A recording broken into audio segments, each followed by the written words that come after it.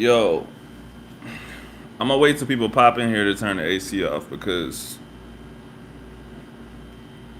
it's actually crazy hot. Super, super, super hot. So when people pop up, turn the AC off so that the sound quality is better. But for right now, I'm talking to myself, so I'm leaving the AC on. I'm leaving it on, my boy.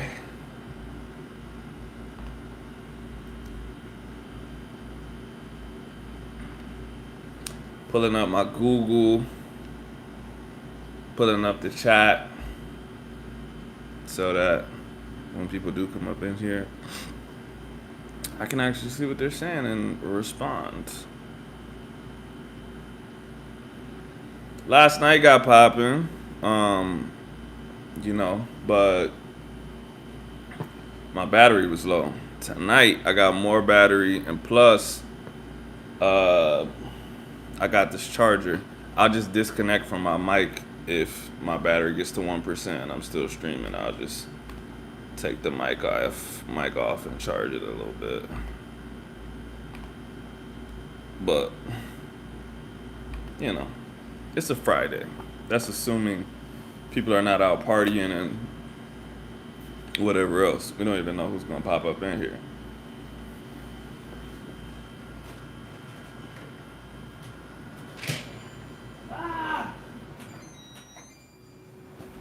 But yeah, like I said, till people do pop up, I gotta leave that AC on, bro. It's frying up in here. When people start popping up and talking,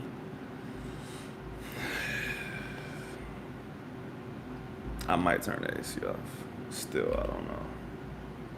Still. Said somebody else is in here, but I can't see who right now.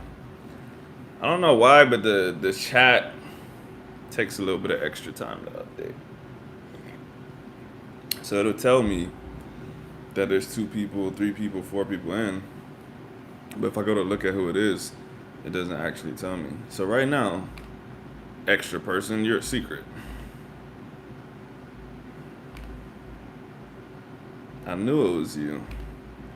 I knew it was you. Now there's 3 people in here, so there's someone else besides us.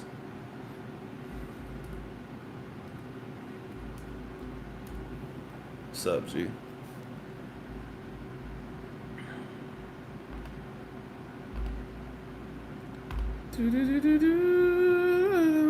I actually did. I literally knew it was you. Because you're the only person that would be here this early. I just started the stream, so I don't know if you got notifications on or if you just like, you didn't text me back. He must be on live stream. Either way, I knew it was you.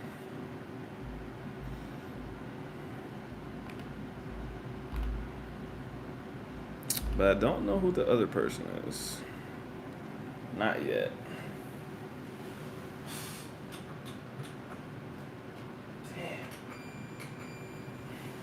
Anyways, like I said, I'm not turning the AC off until there's actually people in here because it's crazy hot up in here. Who has notifications on? What a loser.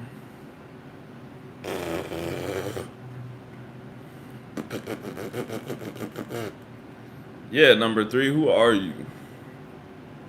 Why are you watching all creepy silently? What are you up to over there behind your screen? Acting like Joe from You. Just watching.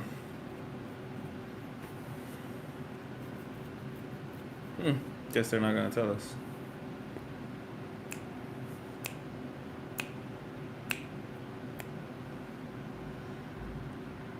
Well, until people come, I'm gonna read the news.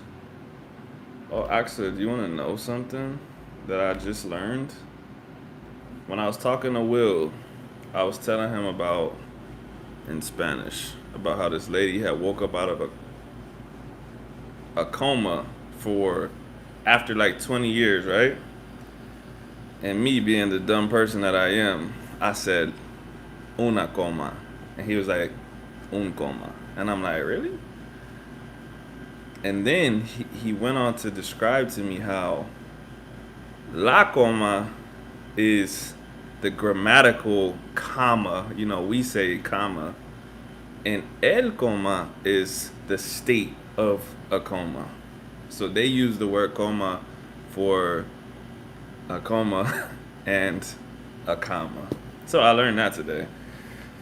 I don't know how many times I've said una coma, but I was wrong every single one of those times. So that's great to know that I've just been stupid for 3 years at least, and nobody told me. They just smiled in my face. No, you're not gonna get it wrong because I just told you. Hey, salute, bro. What's up? You're not gonna get it wrong. La coma is grammatical. El coma is being in a coma. Was just thinking about fitness in your life. Yeah, bro, I'm here for whatever. We could talk about fitness, language, anything. You got questions? I might have answers. I can't say I have them for sure. I've been stupid my whole life. Yo, Axel, is the AC real loud? Because I don't want to turn it off yet. How are you supposed to remember? I just told you. La coma es la gramática. El coma es el estado de coma. Estado patológico.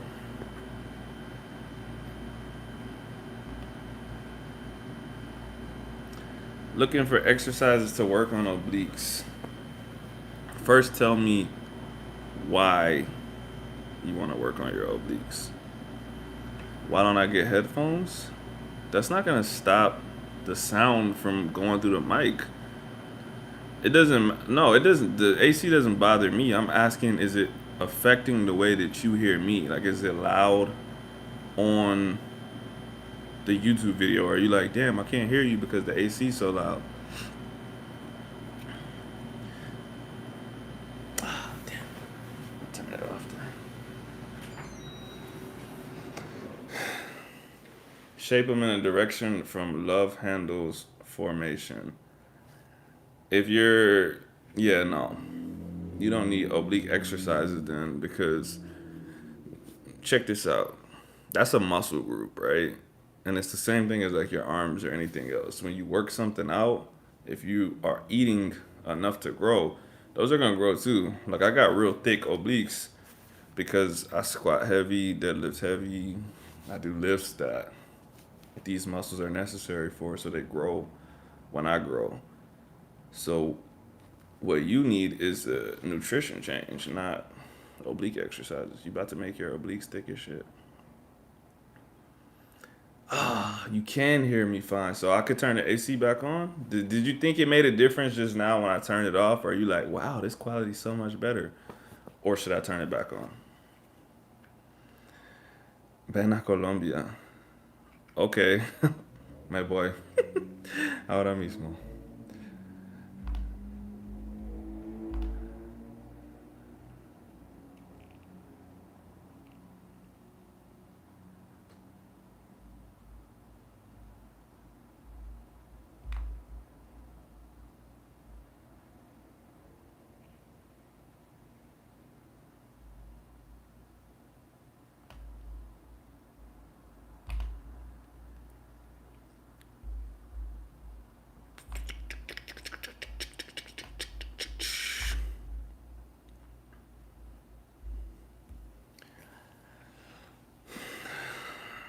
I was watching Why Not Spanish, bro. That guy talks normal, no country accent. Bro, what? You talking about Cody? There's no way you're saying that that dude doesn't have a country accent. Come on, bro. Stop it. Stop it. Cody kind of talks like this. I'm learning Spanish right now, and yeah, I'm just kind of having a tough time with this. Come on, bro. You're gonna tell me that dude doesn't have a country accent? Stop it. He's from like the backwoods of Tennessee, bro. Where are you from again? There's no way you're telling me he doesn't have a country accent. Yeah, it made a difference. Okay, I'll keep it off. I'll just sweat for a couple hours. Sí, queremos ir a Colombia, pero Jaden quiere ir a Puerto Rico. No, not really.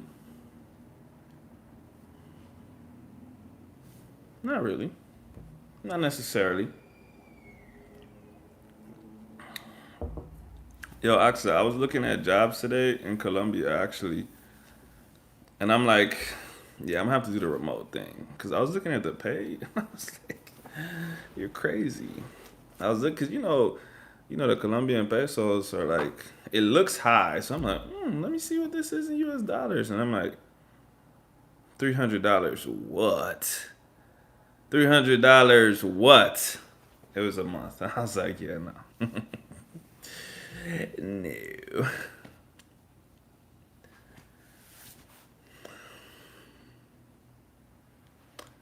Yeah, yeah, yeah. So just to reiterate, and that's with anything. That's with any muscle group. Like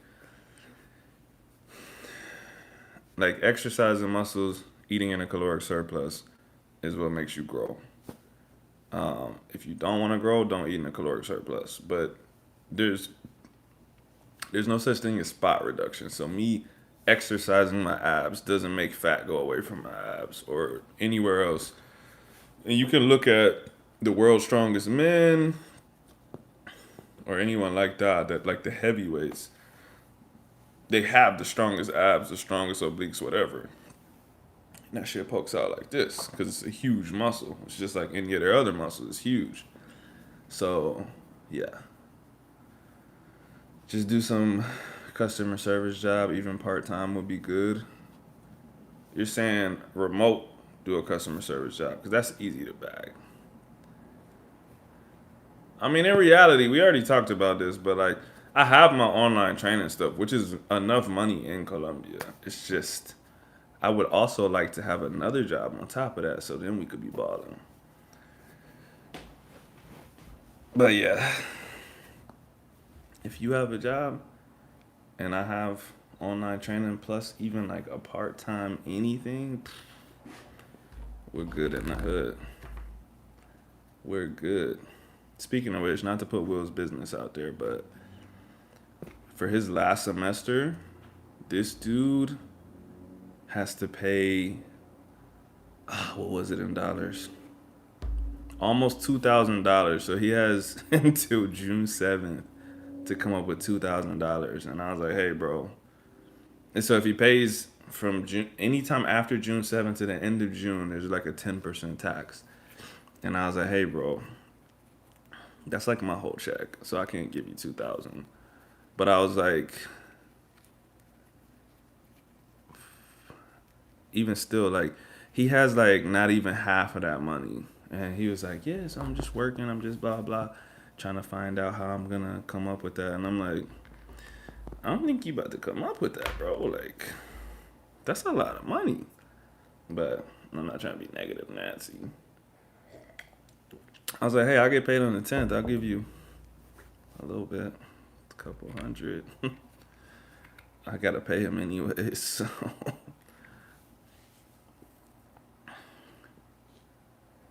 maybe learn Salesforce. You'll get a free exam for the AZ900 after you attend the free live. I don't know what any of that means, but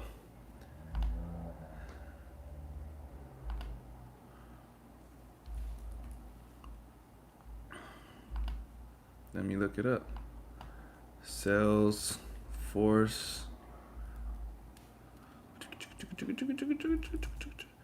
AZ900.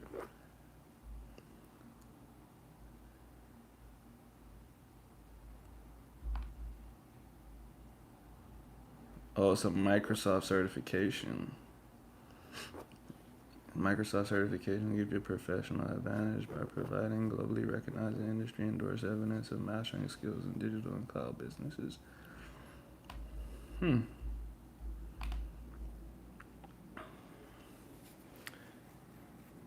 Without me Googling more, can you sum up what Salesforce is? I literally have no idea what that is. That was the first thing I've ever read about Salesforce or Microsoft AZ900, any of that stuff. Like, because I'll do it. Planet Moolah. You have a website for your free online training? I do. Maybe I might be able to put it in this chat. If not, hold on, let me see.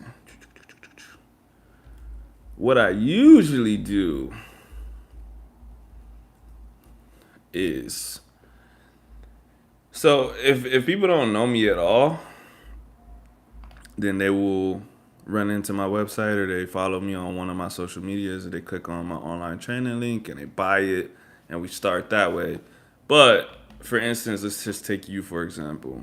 I've talked to you on YouTube Live before. You asked me a question about my training. What I would say is you can go through my website and pay for it if that's what you really want to do. I have no problem with that. But if you had PayPal or Venmo or Cash App or anything like that and you paid me directly, I would give you a discount because I don't have to deal with the processing fees, the time it takes to go from you paying for it to my bank account because that takes days and it takes money.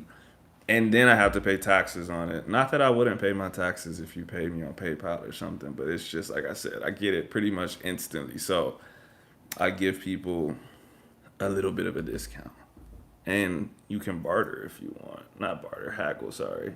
You can say, hey, instead of 450, could we do it for 400? And I'll say, no, but we can still haggle.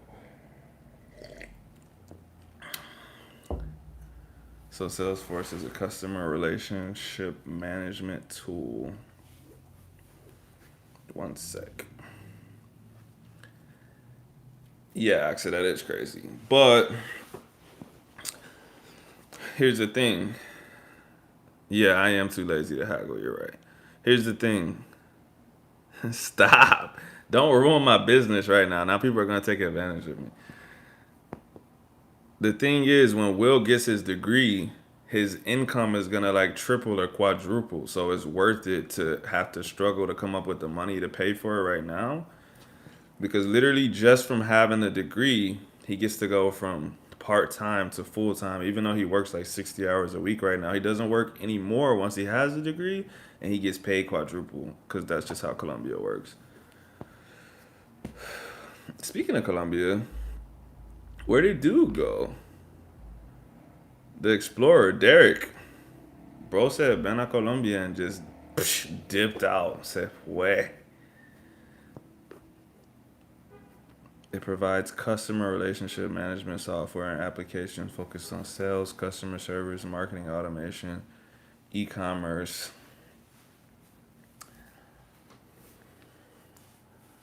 I guess I was looking for like the explain it to me like I'm five version, but I mainly get what you're saying. Is 2K a month enough to live good in Colombia? 2K dollars, bro? Yes, that's more than enough. That's a lot of money, bro. Like, it's not a lot of money here, but pretty much anywhere else, $2,000 a month. Yeah, that's why you're my wife, Axel. We think the same. But yes, explain it to me and my wife like we're five, because obviously we're both not adults. They actually offer all you need to learn in their system on their site. Okay, I'm gonna check it out for real. Seriously. I'm guessing you're telling me this because it's something that I could do remote, right? If it's not remote, I'm gonna be like, damn, why'd you tell me that, bro? But I'm gonna check it out for real. I already typed it into Google, so it's just something I have to look at when I get off of here. Because if I start reading it right now, I'm not gonna pay attention to the stream. So, uh, 90% of Salesforce jobs are remote. Okay, I appreciate you, bro. I'm actually seriously gonna look into that. So back to, is 2K a month good enough to live in Colombia? So obviously I'm not from Colombia. I don't live there. But like I said, my original Spanish teacher, my friend that I talk to multiple times a week, he don't make close to that, bro. Not even close. Like I said, not trying to put his business out there, especially because he might watch this or he might be watching it right now. But I'm gonna say he doesn't even make 500 US dollars a month.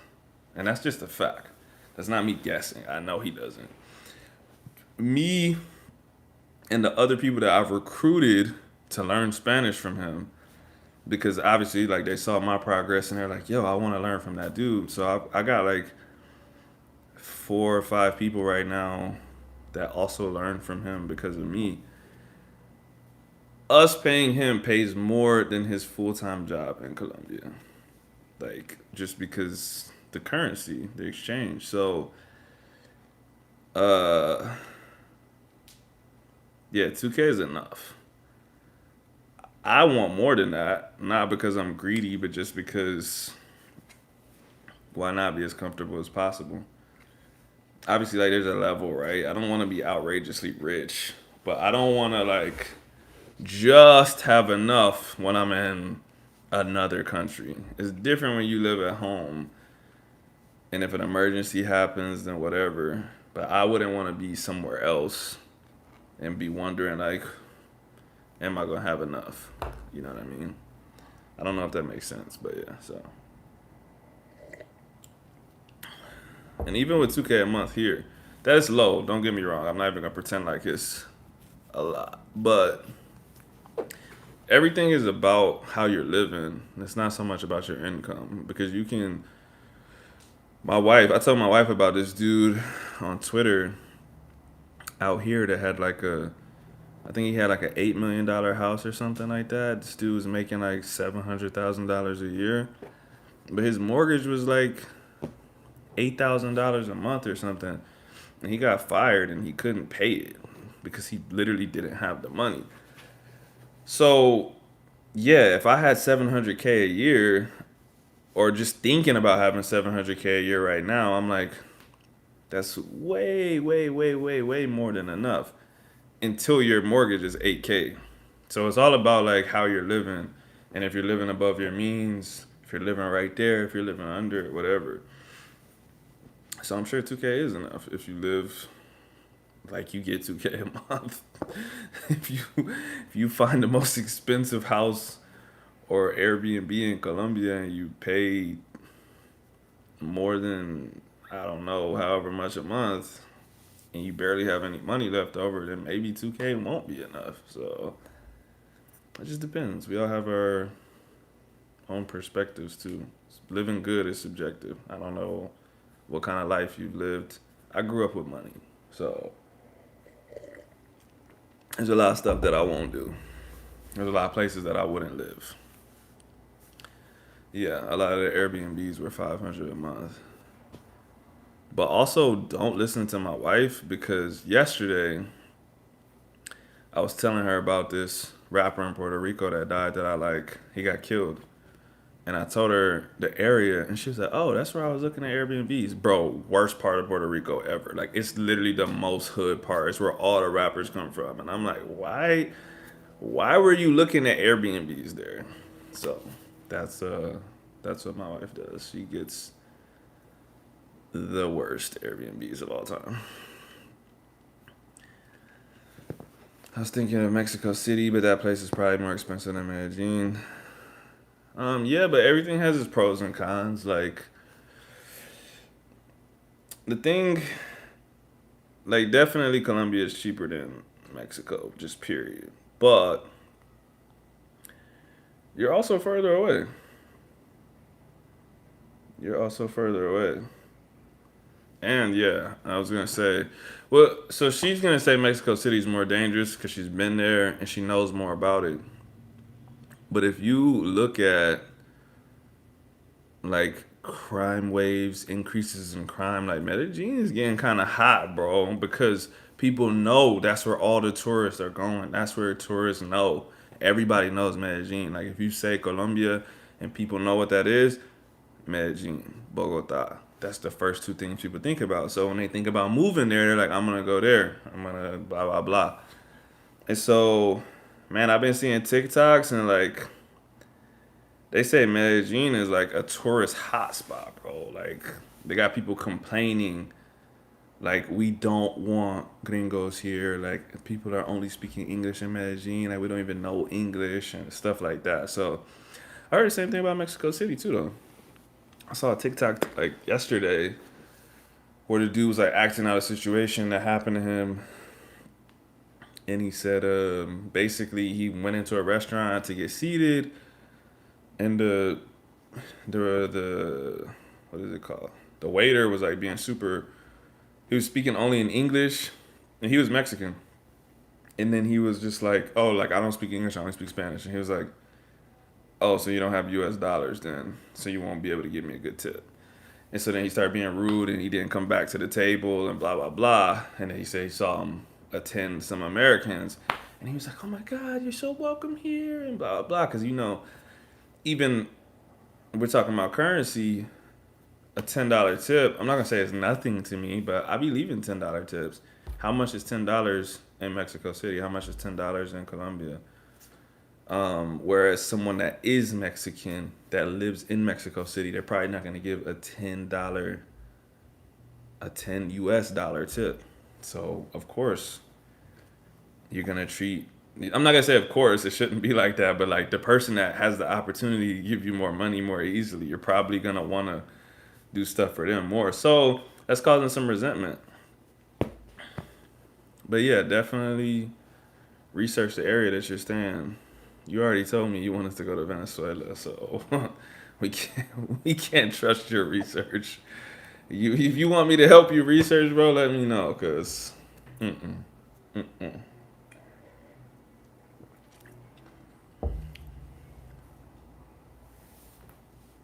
Jimbo.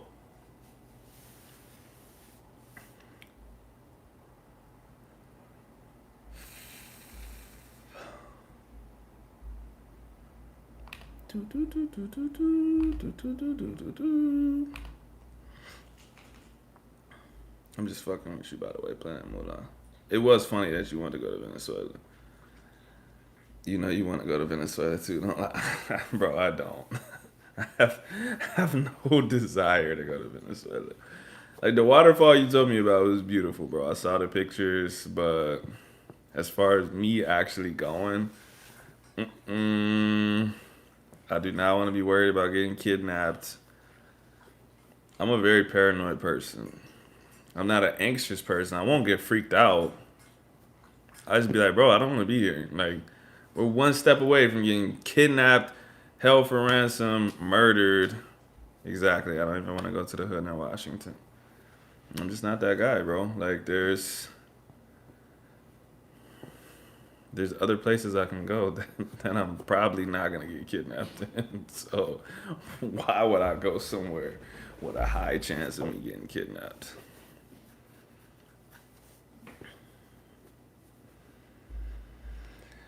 Doo-doo-doo. Let's see, what is the safest? Oh wait, not this Google because I want to leave that Salesforce thing. What is safest place in Mexico?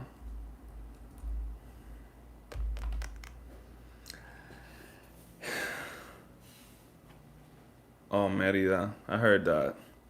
There was this YouTuber I used to follow. He didn't speak any Spanish and he moved to Merida.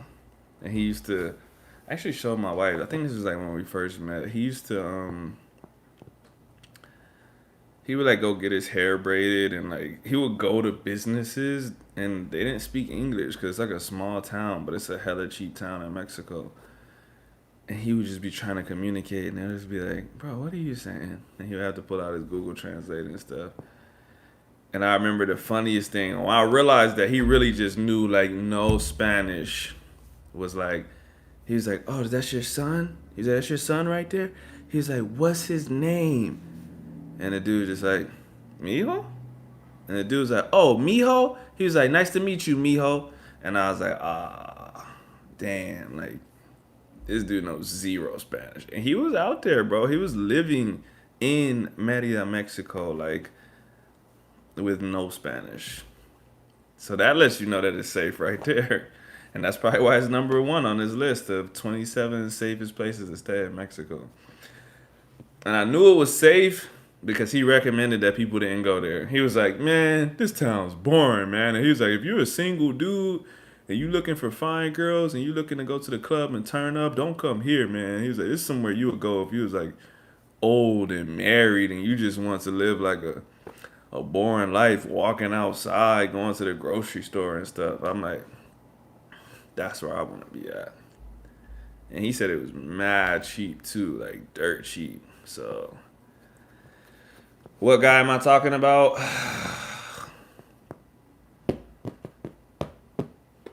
Man, I haven't even seen his YouTube in so long.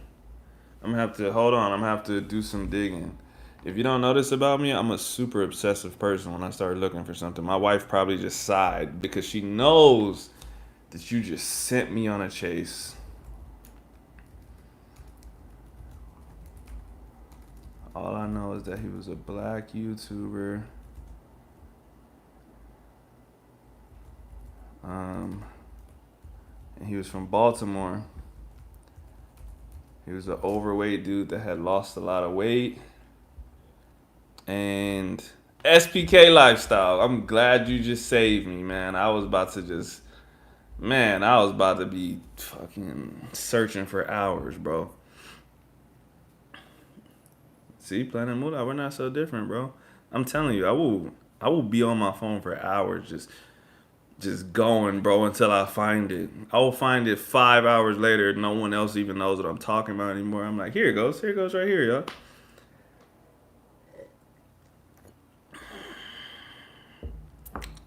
But thank you, sir. Yes, SBK lifestyle. I haven't seen his I haven't seen his channel. Oh, he stopped uploading. Interesting. That always that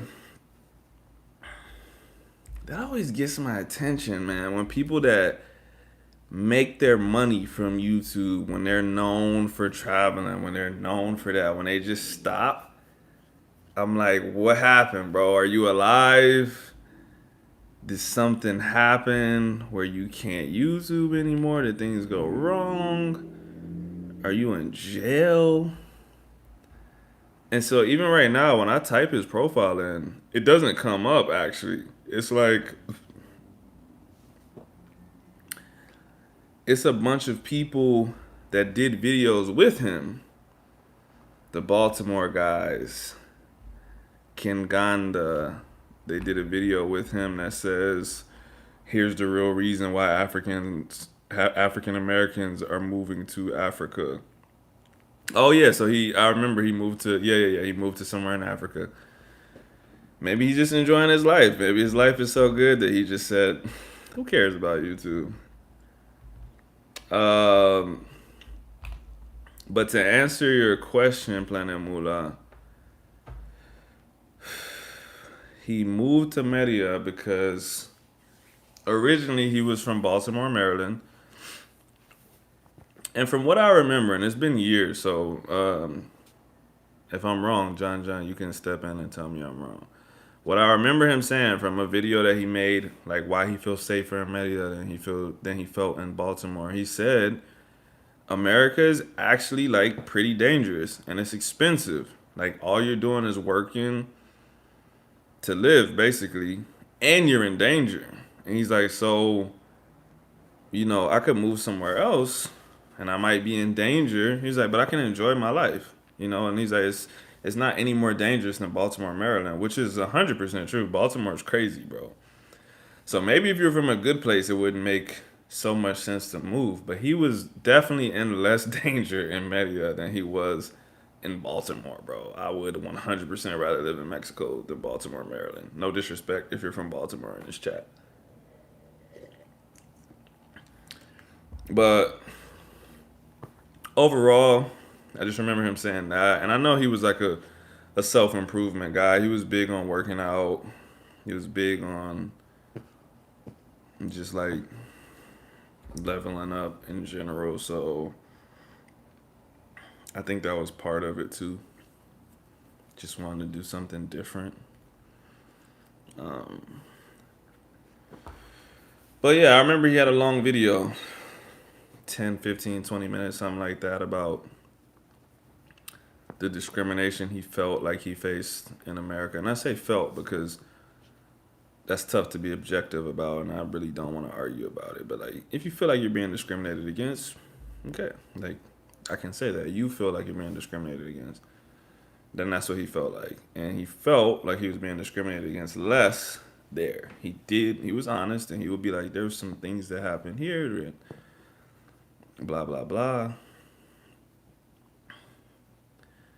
I had to leave. I don't know if we're still talking about Mexico, but if you get a hotel or Airbnb, you'll be good. Oh, you just looked through messages with your aunt. Yeah, we're kind of still talking about Mexico. We're talking about this YouTuber that moved out there. Hey, did you leave before I talked about that YouTuber that moved to Mexico that didn't speak Spanish, the black dude? I showed you him like years ago, like probably like when we first met, because I just thought it was hilarious that like this dude said mijo and he thought that the kid's name was mijo because he didn't know Spanish. So he was like, "Nice to meet you, mijo."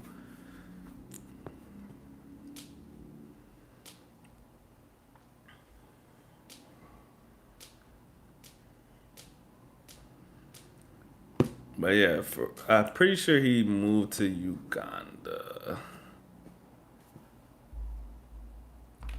But I don't see his channel, man. Unless he changed his channel name, which would be weird because like that's like his brand. You remember who I'm talking about? Yeah, yeah, yeah, exactly. So, um, so yeah, that dude, he moved to the safest part of Mexico, which is also the cheapest part. I'm not saying the cheapest, but from what he said and from what I've seen, it's a cheap part of Mexico, and it's also safe. Probably why it's safe because nothing's happening there. But like I said, he was chilling. He was living good out there. And he didn't even speak Spanish, so I imagine if you have like any level of Spanish, you're gonna have an even better time. Like, is his new YouTube name Value Farm? I hope not. That would be weird. Let me see. Value Farm.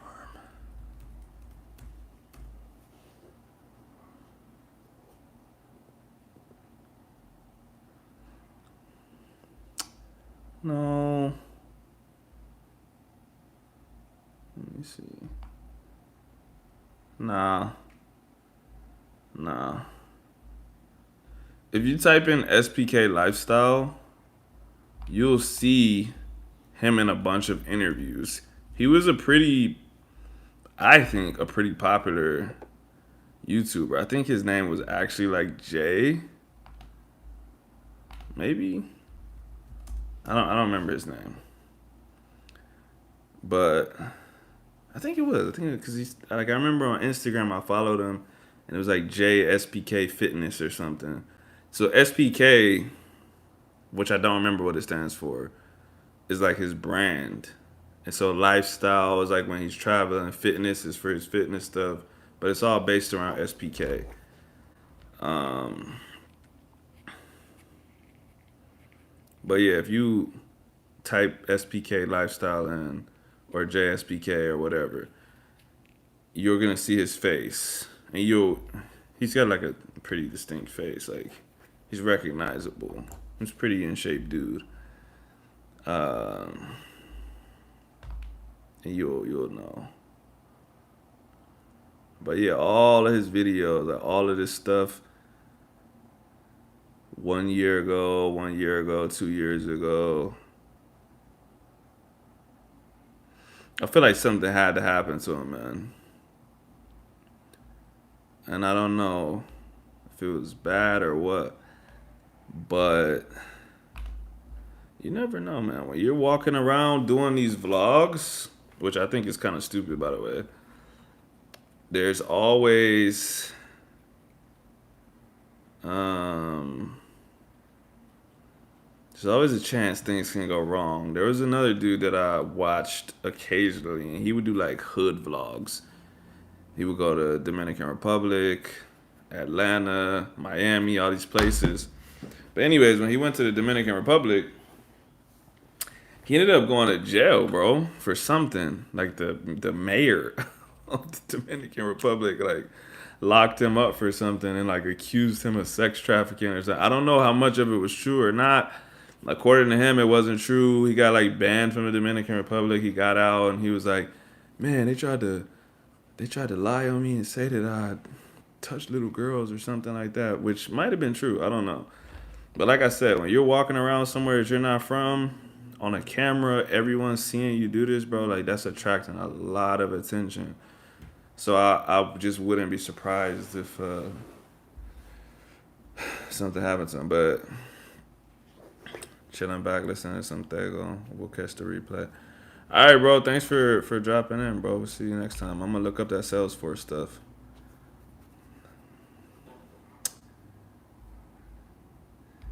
Nick.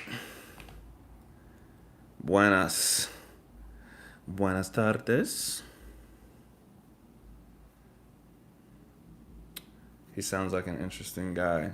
I think so. I think he's pretty interesting. I like watching all different kinds of YouTubers, man. Like, I thought he said some crazy stuff sometimes. Like I said, like, I don't know. There's a lot of stuff that people say that I disagree about or disagree with, but I just don't care. Like, I'm interested in hearing people's opinions, whether I disagree with it or not. Like, I want to know what people are thinking. Even if I'm the only one that's in opposition to it, I still, like, I want to hear it. So, he was interesting for sure. Is the sun still out in Seattle? Yes. It's in my face, but it's setting. So, probably got like maybe 30 more minutes before you don't see the sunlight on my face and you only see the ring light. So,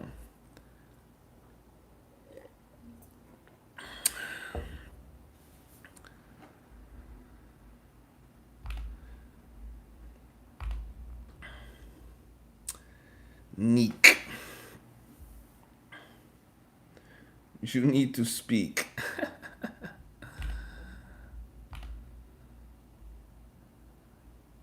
Neek, have you been here before?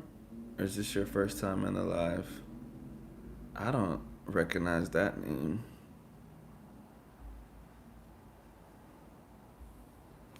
I can't really see your picture from here, so I'm just going off of the name.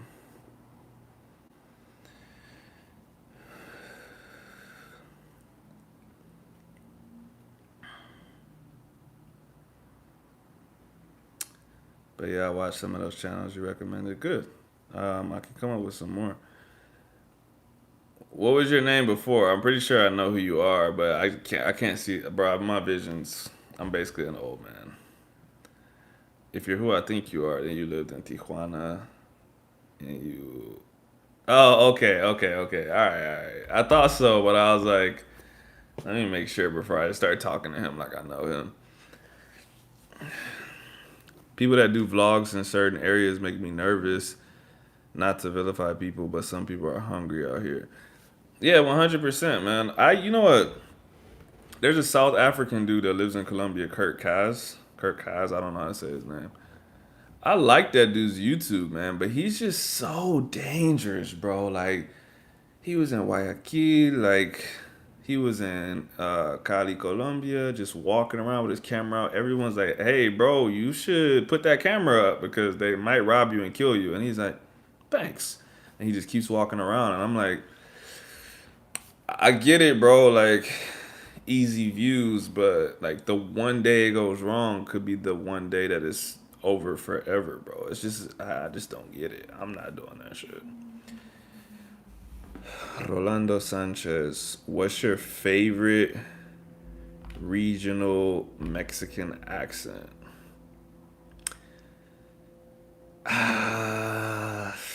I don't know, man. I honestly, I don't know that much about Mexico. Like, and as far as like accents within countries, I probably know the least about Mexico than any other country. I do know, like, no, I don't know. I'm not even about to. I'm not even about to pretend. There's like there's just one TikToker I follow. I want to say she's from. Where is she from? I can't think of where she's from, but instead of saying like Bente, she says like Benti, Benti, because she even made like a joke where she went to Starbucks and she was like Benti, and like they were like, oh, you want the Benti? So I don't know what accent that is, but when you said regional Mexican accent, I assumed you meant in Mexico.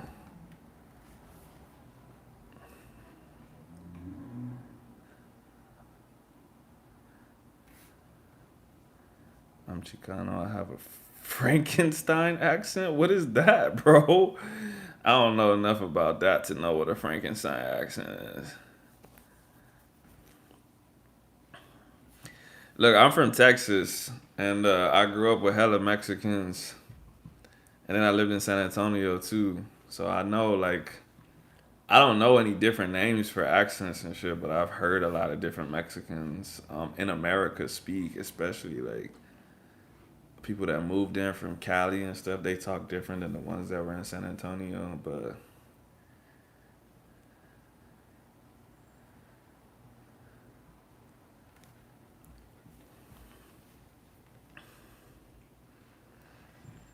if you're from South Africa, no other country would phase you. That's facts. I mean, clearly he does not care, bro. Like, I don't know how long he's been living in Colombia either, but he has like fluid Spanish. Like, he speaks enough Spanish in his videos. I'm like, okay, this dude's got like a good hold of Spanish. It's not like he's just like guessing. Sometimes people think I'm from Mexico, sometimes from Puerto Rico, bro. That means your accent is crazy, bro. Where did you Where did you grow up at? You had to grow up in Chicago, bro. You had to grow up in Chicago or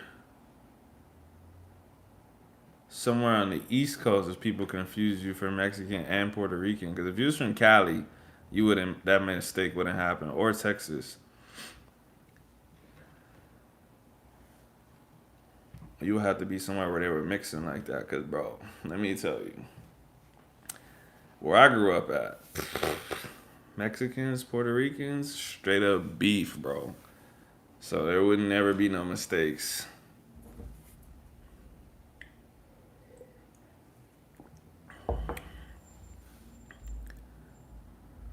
But yeah, I'm with Nick. We still waiting on what is Frankenstein. My dad still has this Guanajuato accent. Dope.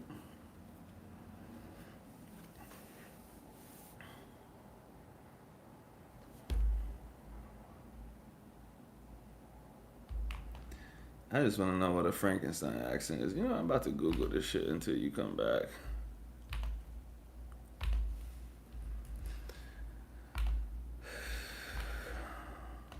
Frankenstein. Or maybe that's what you meant by it, because Frankenstein was like a monster that was put together with like multiple different people's body parts. Maybe that's why you said the Mexican and Puerto Rican thing.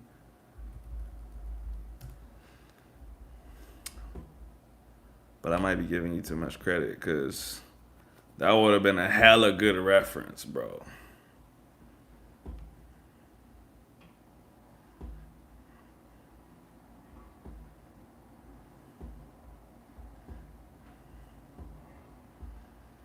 But maybe that is what you meant, because I'm not seeing nothing about that on Google. Oh, it is what you meant. All right. We got a scholar over here.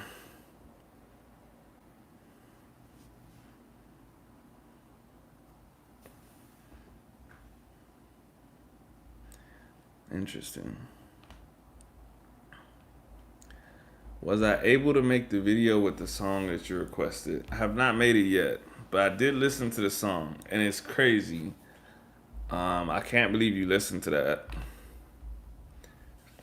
but I will make the video. Today, I went to work. I came home, immediately took a nap, woke up, ate dinner with my wife, got on the phone with my bro from Colombia. We always talk like for 1 hour or so. Got off the phone with him and immediately got on YouTube Live. So did not have any time in my day to make it today. But I listened to the song. And that's gonna be a tough one, bro. I'm gonna do it. But I might need to enlist the help of that one guy, Quinn, that used to get on here sometimes. He hasn't been on the last couple ones, but I might need to get some help from Quinn just to make sure I don't. There's just like a little. There's some Argentinian slang that like, when you're not from somewhere and you don't use those words, like pretty much any slang from Puerto Rico, I could tell you what it means and I could be confident about it. Argentina, no. So there's like some words that I wouldn't be confused if I heard them, like chabón. I know what chabón is in context, but if I had to tell you in English, I would feel uncomfortable. I'd be like, well, I don't want to tell you the wrong thing. I don't want to say chabón is this and really chabón is something else. You know what I mean? So outside of that, I would say too that that song is very because like her style is like real like eccentric. Like that song is like poetry, bro. Like it's tough to translate. Like it really is. It's not tough to understand. It's tough to put into words in English. So I'm trying to think of a particular line that stood out to me, but I can't think of anything right now. So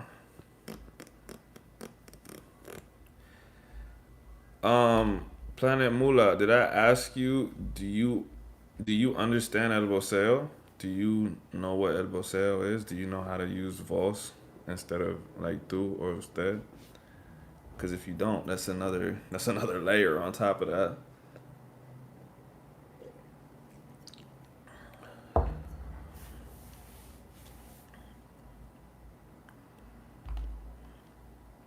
Nah, I don't know. Okay, well, she's from Argentina, and a lot of them speak with El Voceo. And so most of that song, I can pull it up actually. I'm not gonna play it, but I will pull up like the lyrics.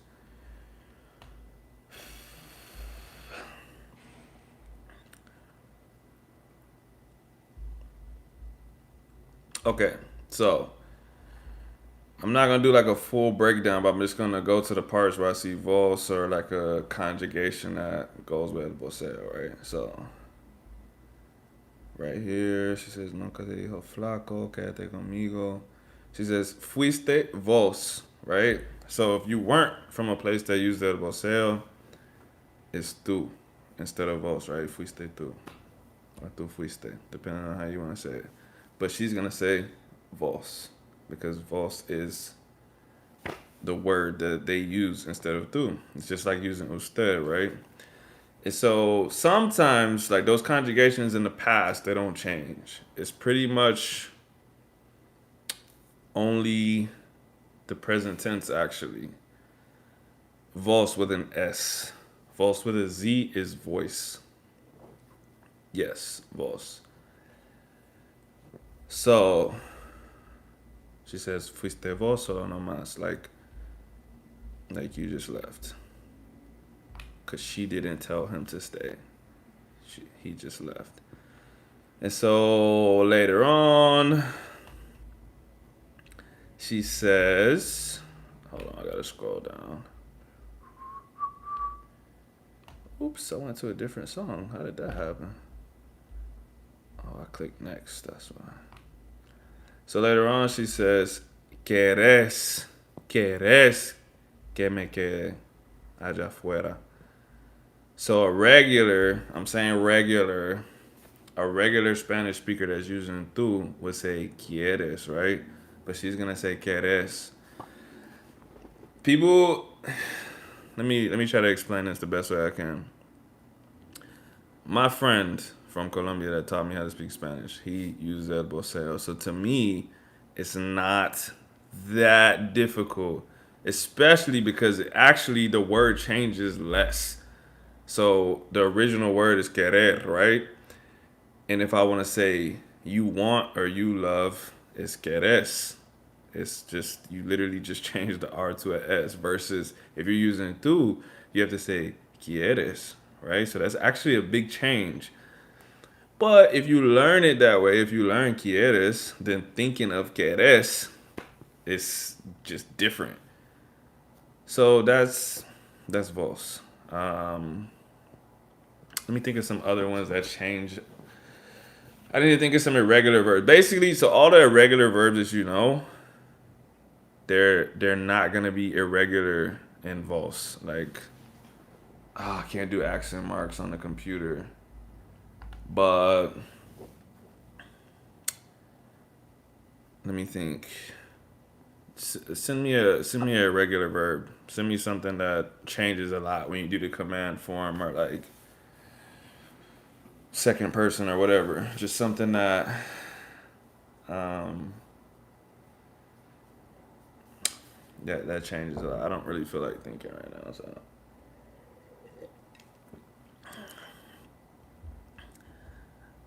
okay, but like that actually doesn't really change that much. But okay, but yeah, escribes in the two form, right? Escribís in vos. Or a better one, decir, right? If I want to say tell me in the tu form, I say dime. In vos, you're gonna say decime. And like I said, you're just changing the R. Like you're just taking the R off. Deci. Decímelo. Instead of dímelo. So it's different if you don't have any experience with it. Hearing it can throw you off because it changes the whole rhythm of the way you talk, right? Um, and like all of those rules are different too. So like in Colombia, Argentina, and a couple other countries, they're gonna use the word vos and they're gonna use the conjugations for voceo, right? El voceo. In certain other countries, they'll only say vos, but they'll still use the two conjugations. And what countries those are right now, I can't think of them, so don't ask me. But every country is a little bit different. But for instance, someone that uses tú, they're gonna say ayúdame, right? In Colombia, they're gonna say ayúdame, ayúdame, not ayúdame, ayúdame. Because it's vos, you put the stress on the second part of the word, ayúdame, decime, llamame. So a little bit different. So like I said, if you don't know what you're listening for, you're gonna be like, what the? Why are they talking like that?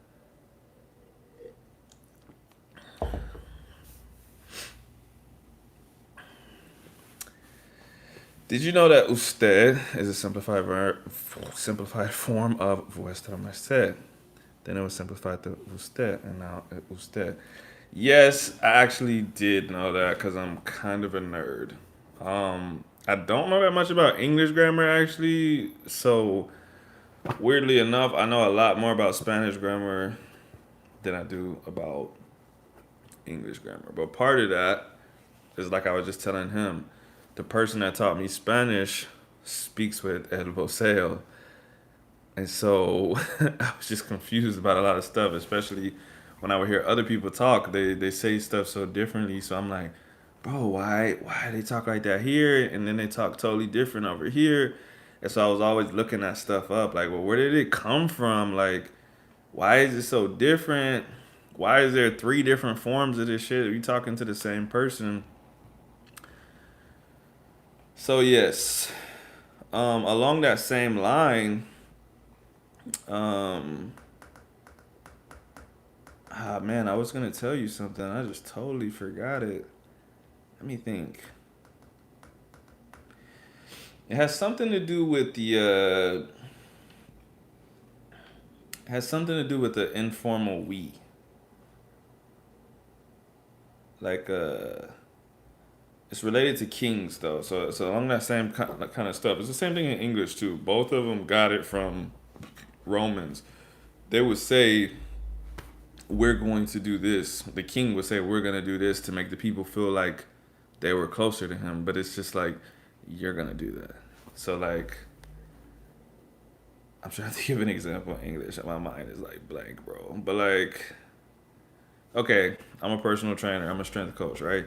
When my clients are about to do a set, I'll say, all right, so what we're going to do is we're going to do 3 sets of 15. I'm not doing shit. You're doing 3 sets of 15. But that way of talking came from these kings and it got passed into Spanish and English. So you say, vamos a hacer blank. We're going to do blank. But it's just you. It's not both of us. But it makes it feel like we're doing it together. So that's another tidbit of information about sometimes why we say, all right, here's what we're going to do. But it's just one person doing it instead of both of us. Your boss will be like, here's what we're going to do. We're going to stay here all night, but it's just you. It's not your boss.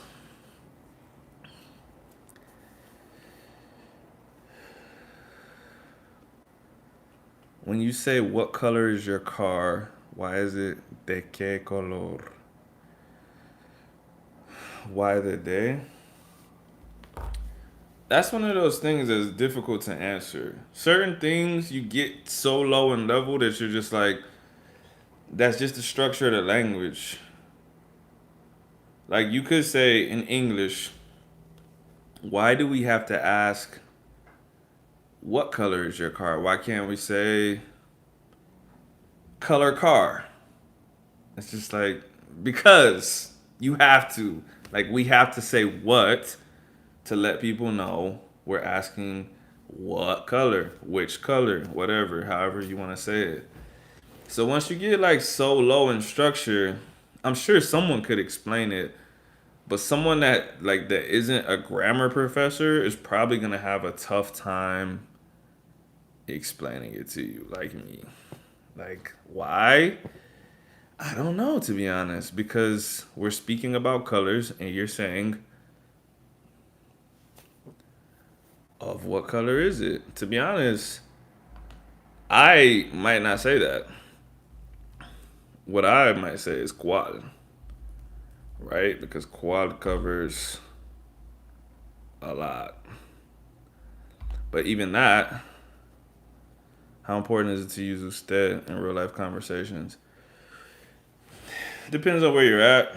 So like what I will say is like in all the conversation I've had in Puerto Rico, I feel like nobody has ever used usted. Like ever. Do they talk like that with their teachers and their doctors? Maybe, but like on the street and stuff like that, like never. Not with me. People from other countries, especially like when I worked in the commercial gym, like a lot of Mexicans would talk to me with usted, and even like this dude that I met early on in my Spanish journey, he'll be like, hey man, I'm saying this in English, but he was like, you know, you're pretty good. Like you're at a pretty decent level of Spanish. He was like, when you're talking to someone that's over 50, you might want to be respectful and say what's that. Like they're gonna know that you're not a native Spanish speaker, so they're not gonna care that much. But like, why not? Like, why not be respectful and do that? Because I was talking to this dude in the sauna that was like 70 years old, and like, and I was just like, just talking to him regular. And he wasn't offended or nothing like that. I'm good at body language. I'm good at reading people. And he knew, like, bro, I'm black, and he heard me speaking in English before, and he asked me where I was from and stuff like that. So he was like, he knew that I was from America, but um, you know, it just depends. It depends. My bro from Colombia, he's real big on that. Like, he's like, I would never, ever, ever say tú to my mom. I would never say vos to my mom. It's always usted. When he's gonna give the phone to his mom for me to talk to her, he's always like, hey, remember usted because it's my mom. And I'm like, I got it, bro. I got it. Like, I talk to my mom the same way with respect in English. Like,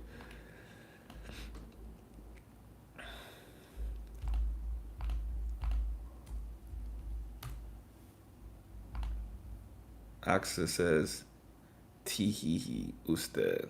Axa says that because she never uses usted ever. Nick says interesting. I don't remember what he's saying interesting to. Probably the we thing, right? Planet Mola says interesting too.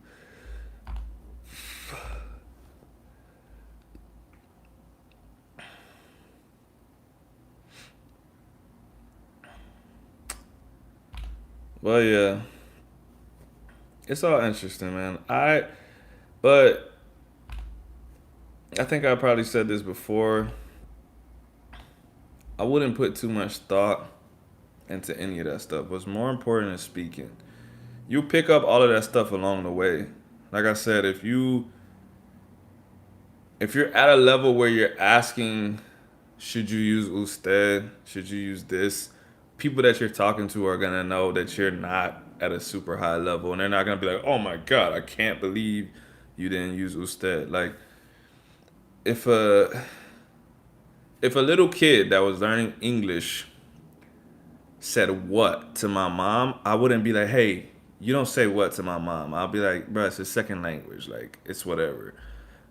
In English, you don't say what to my mom. You say yes, ma'am. Like because you're a native English speaker. I know you know what respect is. If you don't know what respect is, we're gonna teach you today.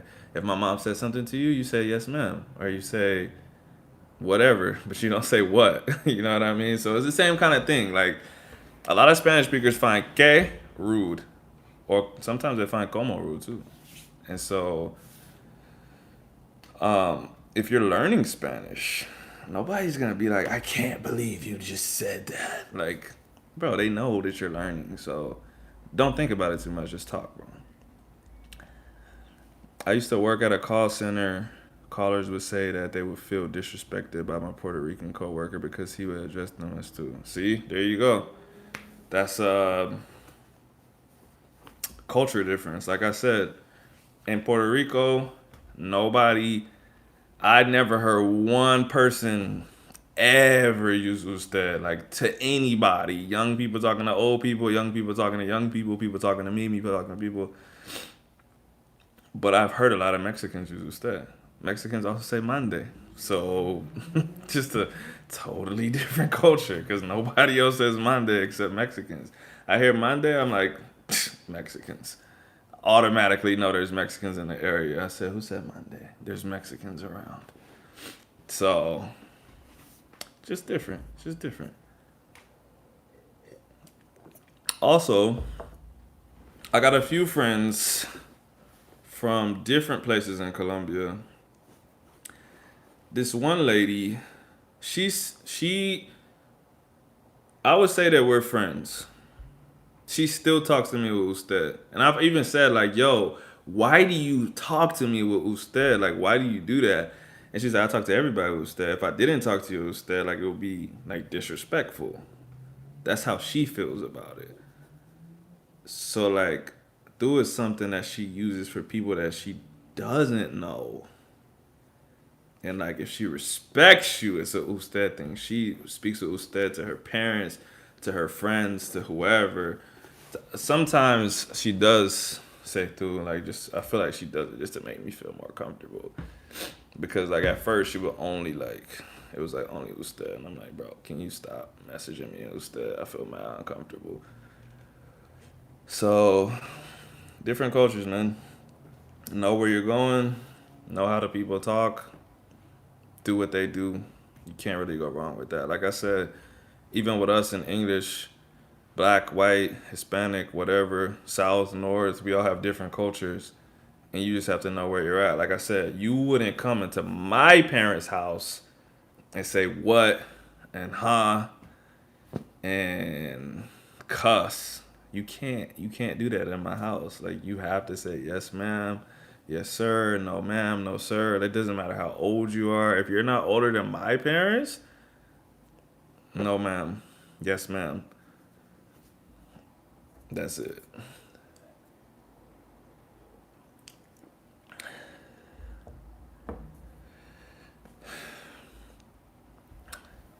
Sorry if you already answered this, but did you learn a certain dialect of Spanish?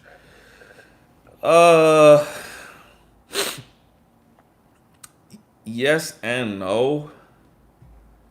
My my friend in Colombia that taught me Spanish did his best to keep my accent very, very neutral. That was literally his goal. He was like, "Hey, I want you to be able to speak to anyone and they don't know where you're from. Like all they know is that you speak Spanish, you're from Latin America. I can't tell exactly where you're from." But he's one person and everyone else that I speak to is from Puerto Rico.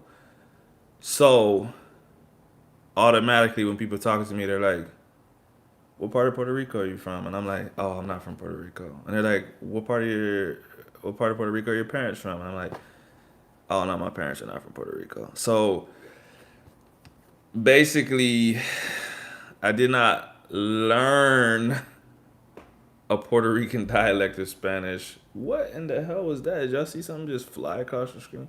That was weird.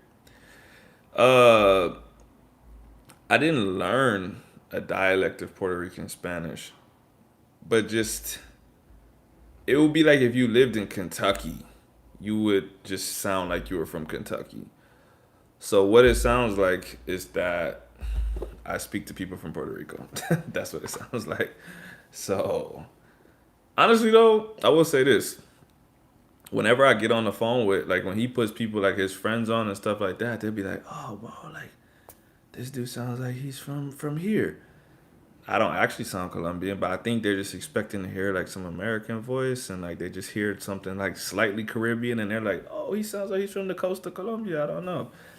So, but here in America, when I talk to people, they're like, "Puerto Rican?" And I'm like, "No." How did I meet my Colombian teacher? That's a long story, but he was an Olympic weightlifter, like multiple time Pan American champion.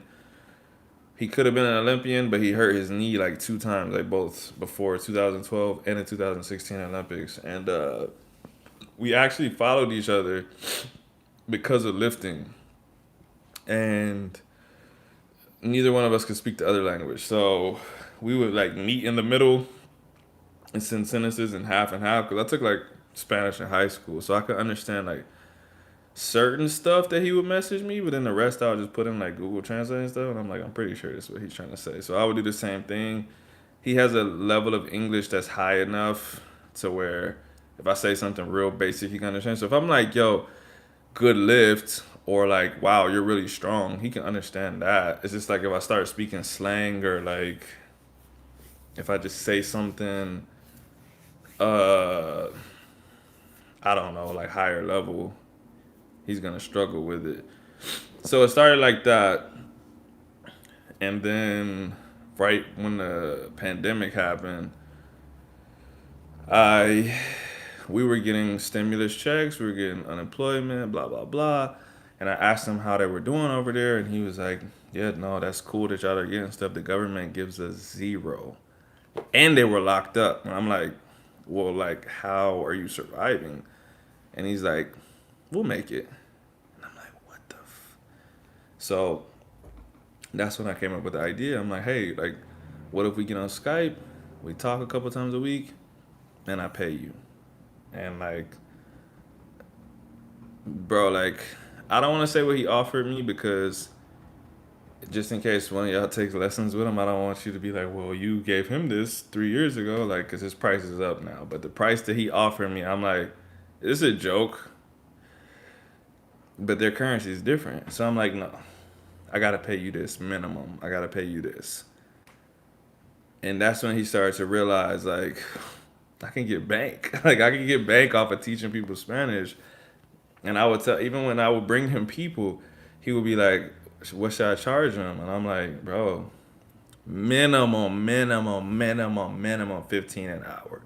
Like, that's just minimum. He was like, you think they'll pay that? Yes. 17, 18, 19, 20. So, hey, if you're thinking about learning from a professional, get with him now while his price is still 20 or below. Because I be trying to get him to raise his price up. I'm like, bro, you can do 25, you can do 30. I know that's a lie in Colombian pesos, but it's not that much in American dollars. So that's where we're at right now. I'll be trying to get him to raise his price, especially because of like these videos, the videos I make, the people I talk with in person, like I like in real life, people have heard me speaking Spanish to people going back and forth, and they're like, "Bro, you speak Spanish? Like, how'd you learn?" I'm like, "Get with my boy from Colombia," and they're like, "Give me his number right now." So those, I'm like, bro, there's people that ask to take classes with you. Charge them 30, bro. Charge them whatever. Is he on italki? No, because he has a real job. Like he's a sports journalist, bro. He is a legitimate journalist. Like he does stories on athletes and stuff. And after he gets off of work, I call him on Skype or he calls me, whatever. And so he has like limited time because he works all day. And that's exactly why I told him. I'm like, bro, like you have 5, 6, 7, 8, 9, 10 people trying to talk to you. I'm not saying be super capitalist and run your price up to $50. But I'm saying don't charge people $10 an hour and stretch yourself over 10 people. Like, no, like raise the price up a little bit. The people that are serious, they'll pay $20. He's not on italki though. So would you just conversate with him or he made you do homework? Um so the reason that I started with him is because I'm not a fan of homework.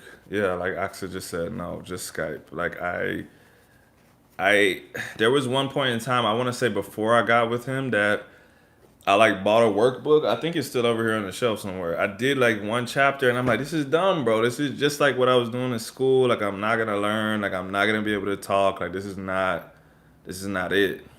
And so just Skype. So he has some books at his house like that, like literally like the same way we have books for kids. He has those at his house because he has nephews and stuff like that, nephews and nieces. And so he would make me read that stuff and like pronounce it like I could tell you the system right now. It's the same thing that I recommend to people. Make sure you can say the entire alphabet. Once you can say the entire alphabet, make sure you can pronounce the vowels because that's like very important. Like I was saying, I think last live, the English U and the Spanish U are not the same. The O and the O are not the same. The A and the A are not the same. And that makes it difficult to be understood if you're pronouncing Spanish words with English vowels. Learn the alphabet, learn the vowels, and from there it's just a matter of building your vocab and being comfortable talking and actually like forming those sentences like in a timely manner because it's it's a little bit easy to form those sentences when you're alone in the mirror and you have 30 seconds to say it. It's different when someone says something to you, you need to respond back like ASAP, right? So that's what those conversations are for, getting comfortable hearing something and replying. Or even like, this is not that much different, right? I read your comments and I have to reply. I can't just like say like conversate or just do homework and sit here for 30 seconds staring off into space. I'm expected to respond. Did you really finish Duolingo? I've been on it for 2 years, only halfway through. Um, bro, like ask Axa, didn't I test out of Duolingo? I feel like I tested out. If I didn't test out of it completely, I tested so high that I was like, this is done. And that was before I could talk, bro. Like I wish I just had like a 2 hour documentary on my process because I feel like people don't believe me, bro. Like the amount of work that I put in high school, the amount of work that I put in on Duolingo, like bro, I had a bunch of Spanish apps for like 5 plus years, bro. Like my best friend could tell you to the point that he almost didn't believe that I could speak Spanish because he'll be like, "Bro, you've been saying you were gonna learn Spanish for 8 years now," and I'll be like, "Yeah, but I was doing apps before.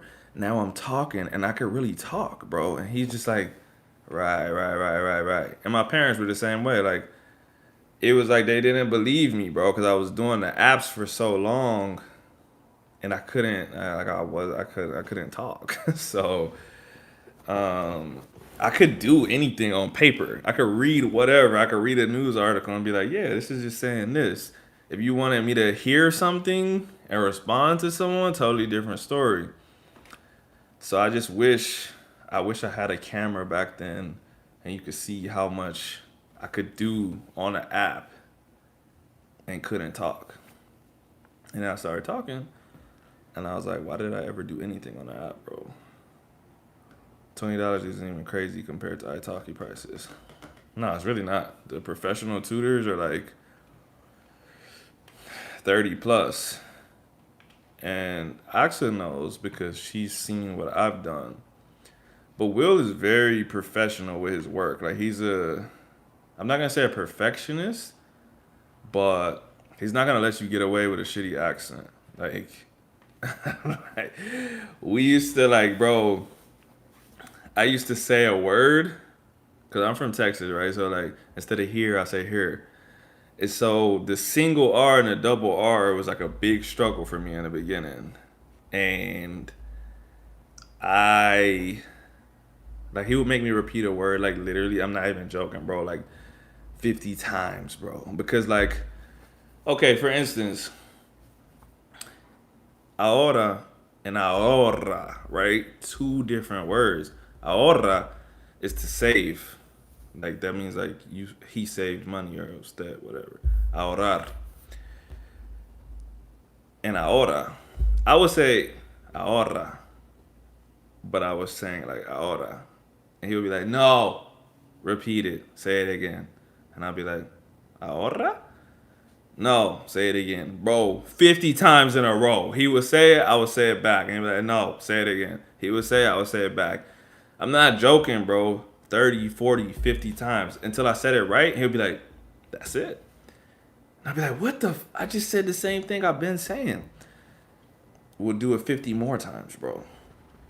And eventually you get to a point where you're like, oh, I get it. I've been like, now I can hear it, obviously, right? A single R and a double R are different. But back then, I'm just like, bro, all this shit sounds the same to me, bro. Like, so he's very, very meticulous. Like, he's not gonna let you get away with anything. In fact, he has what he calls penalties. If you make 3 errors, the same error, if you make it 3 times in a row, you have to sing him a song in Spanish. It's fun. It's fun to look back on. It wasn't fun at the time, but yeah, I committed a lot of penalties. Sup, Dakota? But yeah, see, my wife's not a liar. Duolingo said I was fluent, but I couldn't speak a sentence, bro. At the time when Duolingo was tell you that I was fluent, I had my client Valeria, and I couldn't speak to her, bro. She was from Mexico. Where was she from? She was from Oaxaca, and I remember that she would tell me stuff, and I'll be like, I almost know what she's saying, bro. Like I can hear like 3 words out of the 10 words. I feel like I know where she's going, but I'm just missing something, bro. Like, and I'll have to pull up Google Translate And she'll be like, "Oh, okay." And she'll reply, and I'll be like, "Can you type it?" Cause I couldn't hear it, bro. It was like, and she would type it. I'll be like, "Oh, I know that," but I couldn't hear it when she said it though, because listening and reading are two different skills. So, yeah, don't be like me. You would rap Coraje. No, you wouldn't, because he doesn't let you pick. He picks the song. That's the best part about it. He picks some whack ass song that you don't want to sing, bro. And then you have to learn it because you don't know it, bro. But I will say this. One of the songs that he made me sing as a punishment is one of my favorite songs to this day. And even when me and Axa go dancing, when we're dancing, I know all the words to that shit. I'm like, yo, I know this by heart, bro. I've sang this 500 times already.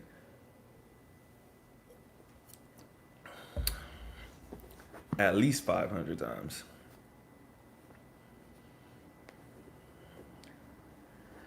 Llorarás, llorarás. I can't type the accent mark.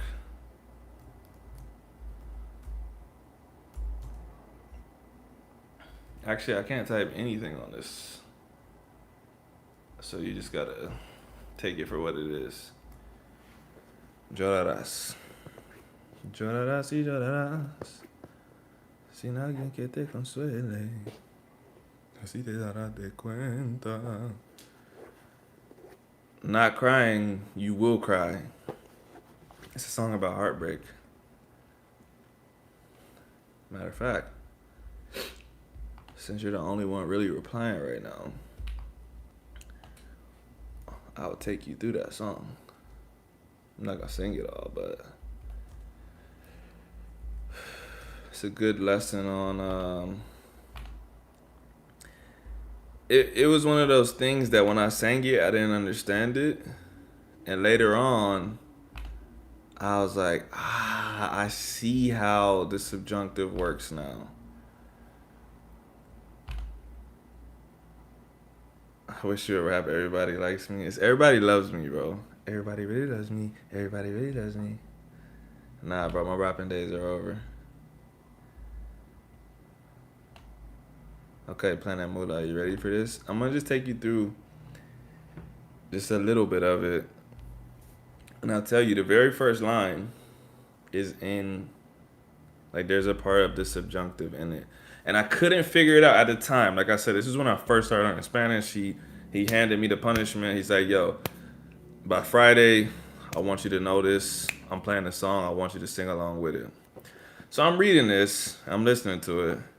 Sé que tú no quieres que yo a ti te quiera. And I'm like, que yo a ti te quiera? I'm like, why is there an A on it? Why? Like, what does that mean, bro? And I would look it up. I'll look up the translations, and I'm like, I get what it's saying, but I just don't get how, right? And so that was really my introduction to the subjunctive. It wasn't really because like he had messaged me before in the subjunctive, and I just thought he was doing typos. To be honest, like he would be like, "Espero que estés bien," right? And I'll be like, "Why do you put estés?" Like, it's estás, duh. But I didn't know what the subjunctive was back then. Now I do. So, sé que tú no quieres que yo a ti te quiera. If you heard that, Planet Mula, sé que tú no quieres que yo a ti te quiera. What do you think that means? If you had to guess. Yes, Axa, I typed it.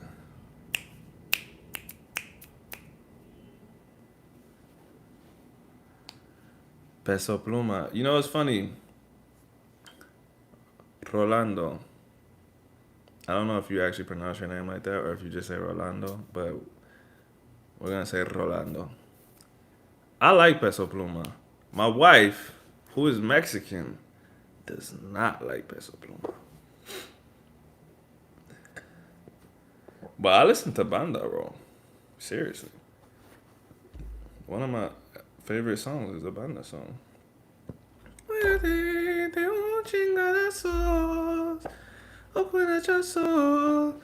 Te falta corazón. Púdrate como una fruta. You ever listen to the songs I recommended? No. Bro, you gotta text them to me. Because what happens is I get off of here and I forget. That's why I typed this shit into the computer. But my wife got mad. And she was like, hey, can you X out of your tabs when you get off? I said, okay. And I cleared it. And then the song wasn't there no more. So you gotta text it to me, bro.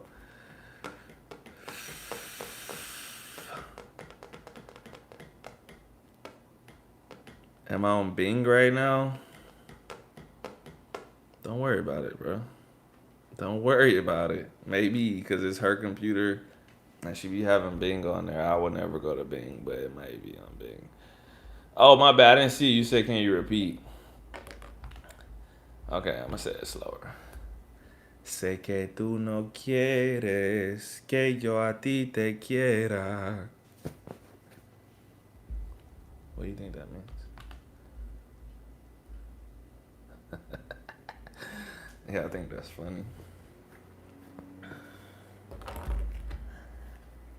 Yo, we're an hour and a half in, and my battery isn't even on 20%, bro. We good.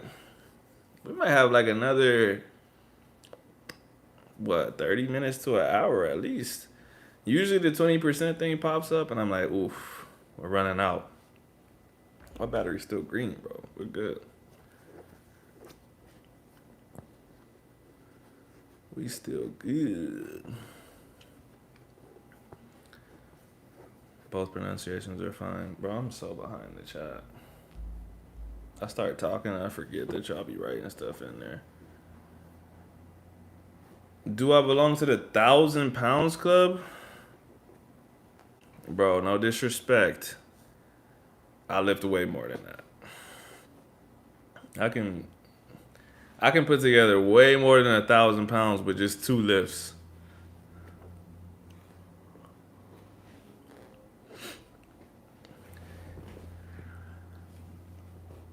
Mir.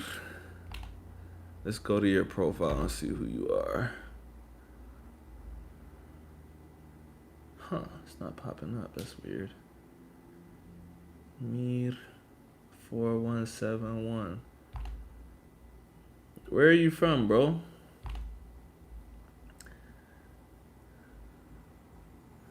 How much do I deadlift? I have deadlifted 750 pounds. And I benched 420. So just off of those alone, that is more than 1,000 pounds. But I compete in Olympic weightlifting, so squat, bench, deadlift are not my primary lifts. I just do those just to do them. They help me get stronger, so they help my Olympic weightlifting. Amir says respect. Thank you, bro. I appreciate you. I'm assuming you're a guy. I don't actually know, but if you're not a guy, let me know.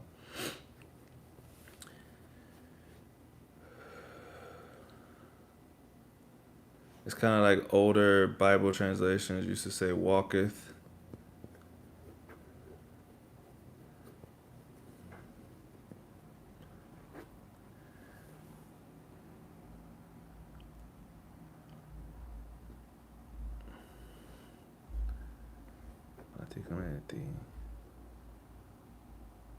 I gotta look that up. Actually, I don't think I know that song. I might know it by sound. So I'm gonna go ahead and put it in the search bar too, though. Not gonna listen to it on the chat because the last time I listened to a song on here, I got a copyright strike. But I will put it in the search bar.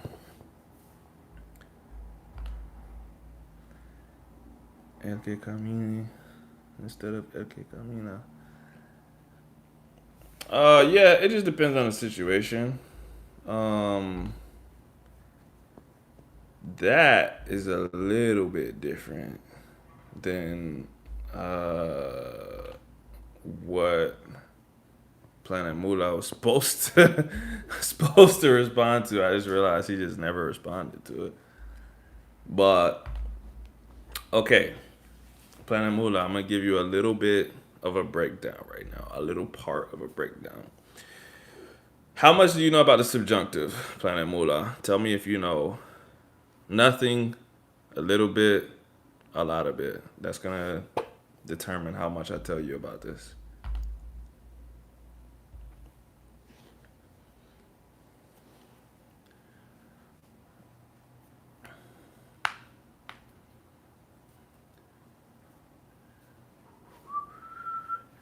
Okay, only a little bit.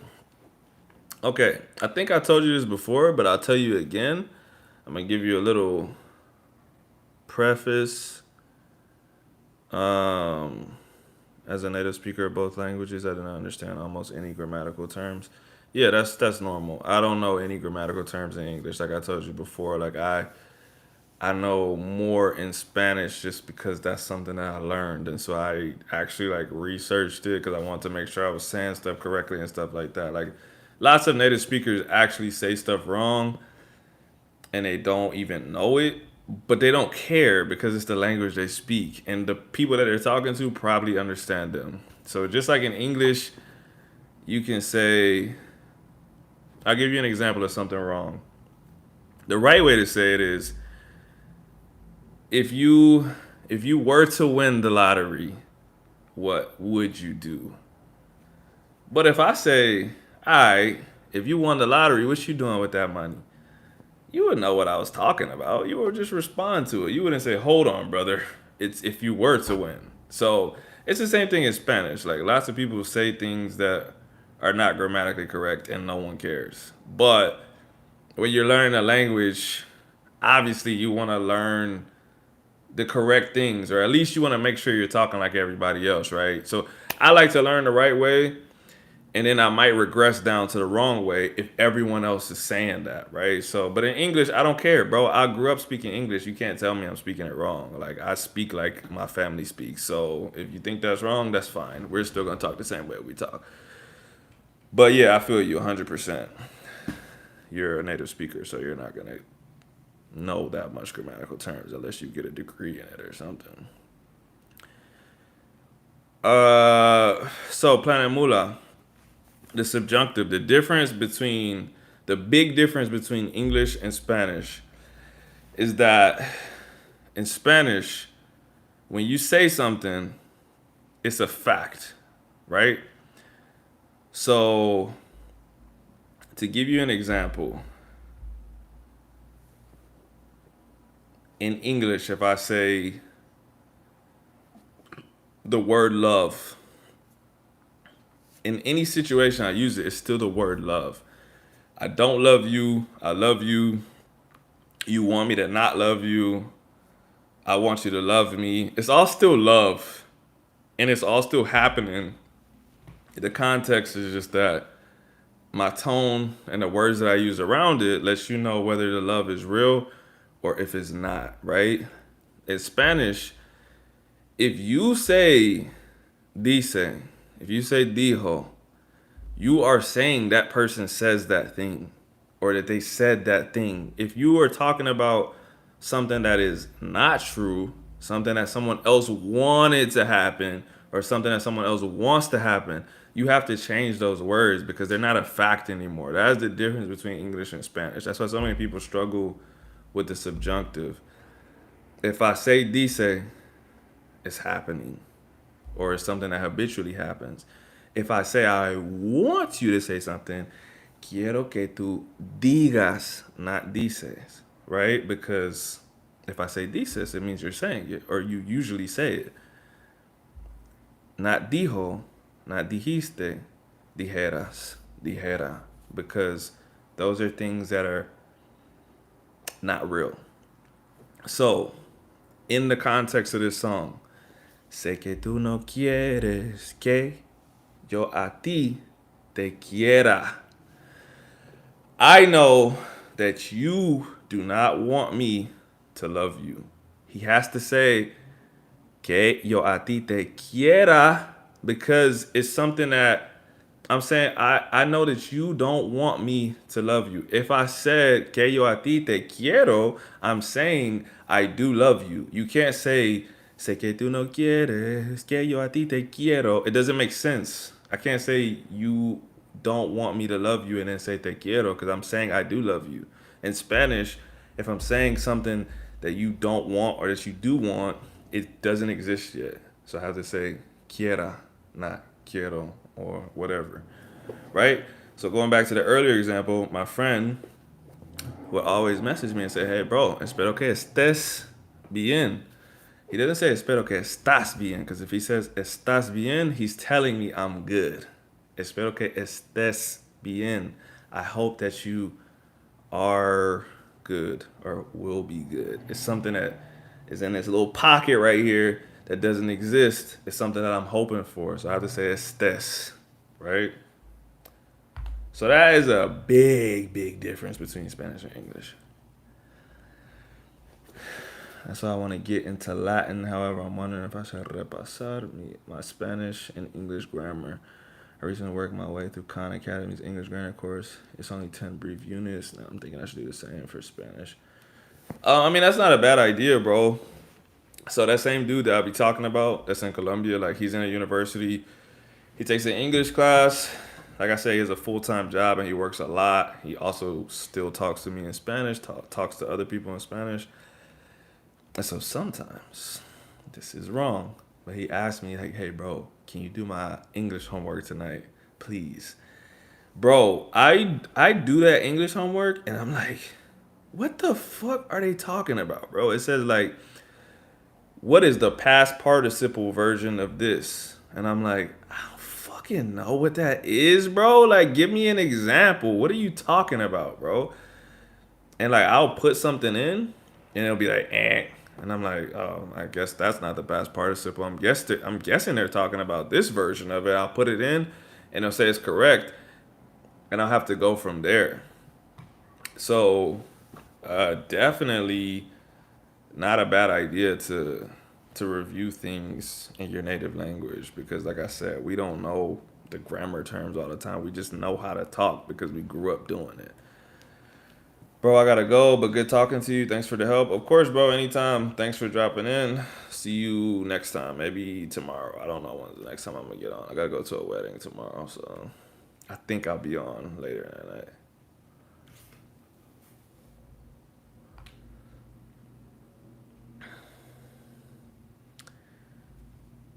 Yo, it says in the chat that this mirror dude says his message was canceled. I wonder if he blocked me or if he deleted his comments. That's weird.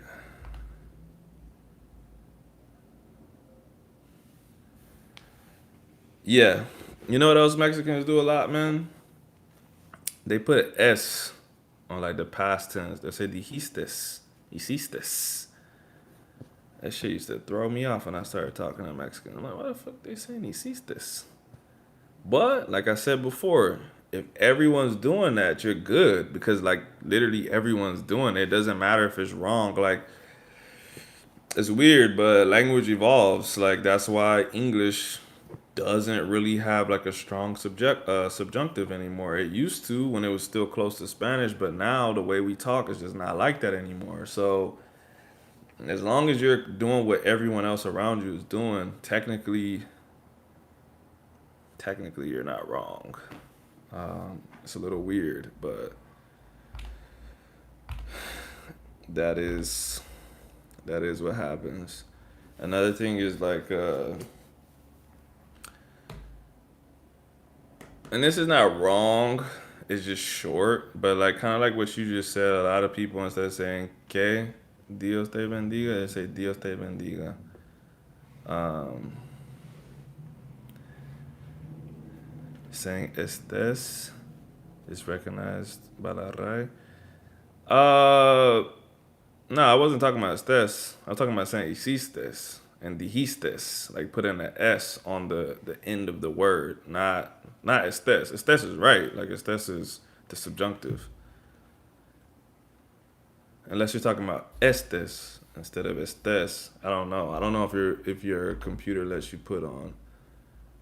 accent marks. Oh, dijistes. Oh, you meant dijistes. You're saying dijistes is recognized as correct? I don't know.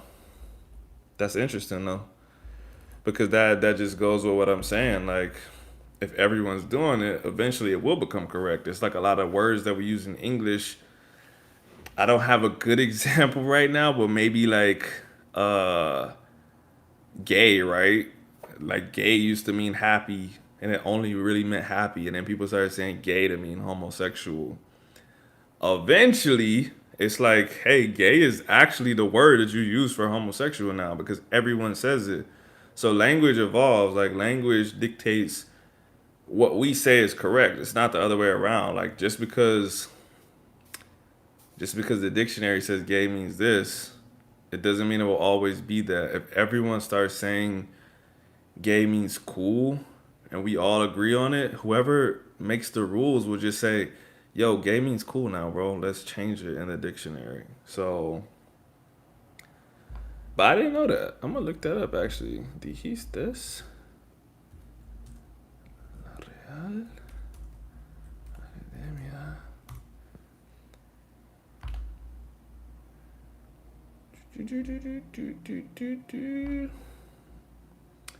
Oh man, I'm on Bing. Hold on, let me go to Google, bro. How do I end up on Bing? That is insane.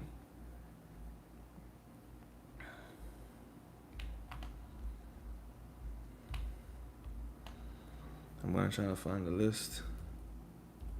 I'm looking right now, bro. Don't worry, I don't doubt you. I just like looking stuff up.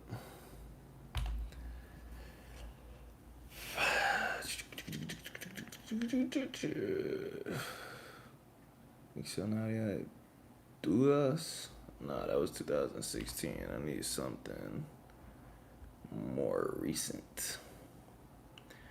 ¿Cómo se escribe? ¿Dijiste o dijiste? No.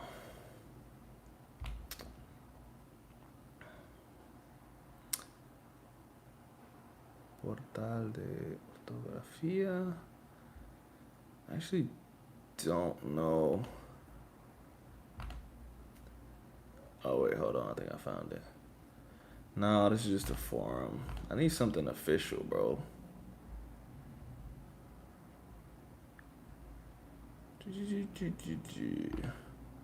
Oh, I didn't even read your message correct. La Academia de la Lengua Española Mexicana. Okay. So again, that still goes back to what I said. If everyone around you is doing something that's correct, right? That reminds me of like there's also like a Puerto Rican dictionary like that, and it's real, it's official, like because Puerto Ricans speak differently than everyone else. So, like, how do regular people say trash can? I can't think of how regular people say trash can, but zafacon is a trash can in Puerto Rico, and that is correct. It's not like, oh, that's slang and this is the real word. Like, no, in Puerto Rico, zafacon is a trash can. You can use other words too, but zafacon is it's a real word. Um, and so you're not wrong for saying that. Like I said, if everyone around you is saying something, it's probably gonna end up being considered correct.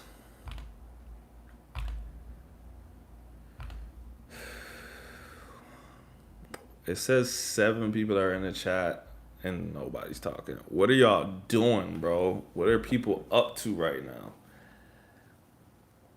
By a specific grammar book used in Mexico.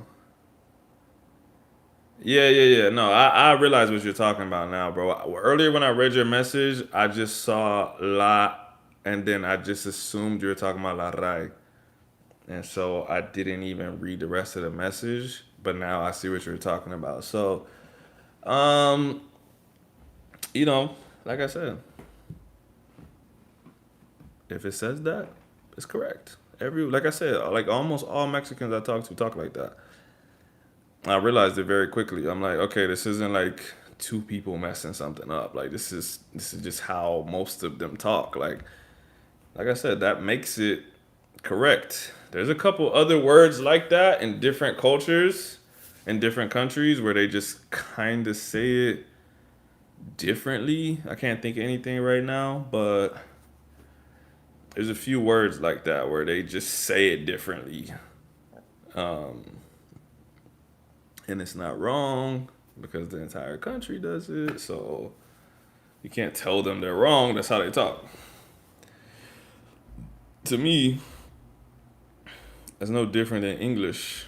Like like I said, in the South, certain people say different things. They're not wrong. We just talk differently than y'all. Or like I remember in college, this dude from North Dakota, I think, he will always say bubbler instead of water fountain. Bro, that shit pissed me off. I'm like, there's no way you really call it a bubbler. And he's like, what do you call it? I'm like, bro, I'm not doing this. I'm not doing this, bro. It's not wrong that he says bubbler, because everyone where he's from says bubbler. But I'm like, that's disgusting, bro. You need to start calling it a water fountain around me. I don't want to hear the word bubbler. But when I was growing up, we said commode. We didn't say toilet. And like where I'm from, like people say commode. Like I need to go use the commode. I grew up. I moved to other places. People say toilet. People say bathroom. Okay, well, I'll start saying toilet. That makes people comfortable. You know, it used to be mesmo instead of mismo. Oh, yeah, that's a good example right there. Another example, and it's funny. And so this is what happens too. If you're learning a language, or if you're like the child of someone that speaks like that, and you speak like that too, people will tell you you're wrong. There's a Puerto Rican boxer, Danny Garcia. He doesn't speak good Spanish, right? And so just like you said, rural Mexicans still talking that way. Lots of Puerto Ricans say double R's and the beginning R's like H's because of the Portuguese influence in West Puerto Rico. So instead of saying rápido, they say rápido. Or like instead of perro, they say pejo. And so he was in a press conference trying to use his Spanish one time, and he said, "Oh yeah, él es muy rápido." And they were like, "Rápido? He doesn't know how to speak Spanish." He doesn't. And I'm just like, "Nah, bro. That like that's how they talk. Still, like that's still how a lot of people in Puerto Rico talk. They still say pejo, rápido, me van a jobar, stuff like that." So, like I said, if everyone is talking like that, it's probably not wrong. Now, one person in the whole city is talking like that, they might have a speech impediment, but if everybody's talking like that, there's probably a reason. Or even Puerto Ricans, they say instead of mira, they say mera, mera. So it's all the same shit. Eating, what you eating, bro?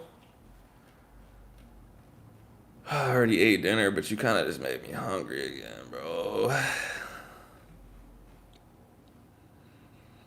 You kind of just made me hungry. By the way, Rolando, why do you want to learn Latin? I didn't even ask you that. I saw you say it, but what are you gonna do with Latin?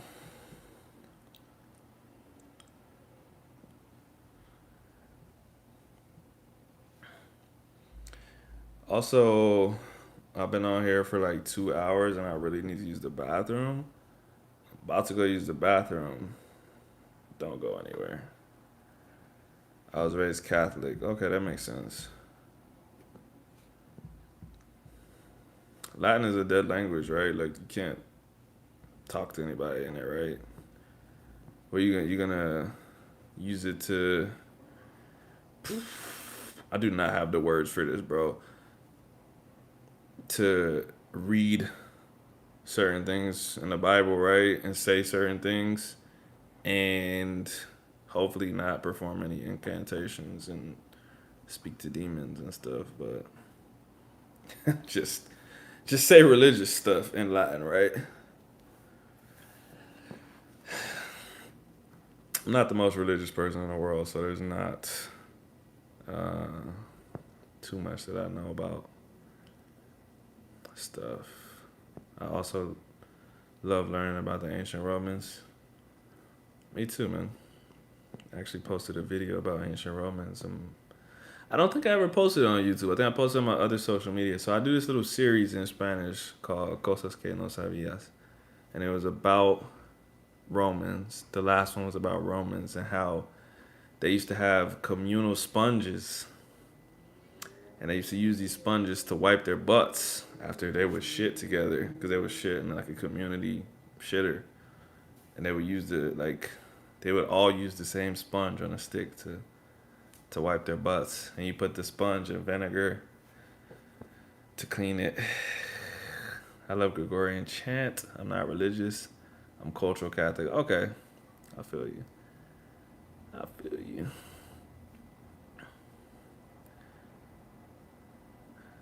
I know like one Gregorian chant. It's not even a Gregorian chant, actually. If I even told you how I knew it, you would just think I was weird, bro. I learned it from watching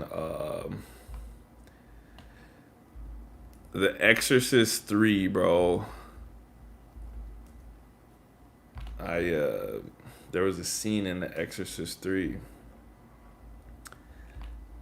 And it could be a Gregorian chant. I don't really know. But there was a scene in The Exorcist 3, the dude's possessed by the devil or whoever. And he's like, I like plays. Do you like plays? And then he just starts singing his chant. And honestly, like, besides it being like super creepy, I thought it was beautiful. And I kind of know it by heart.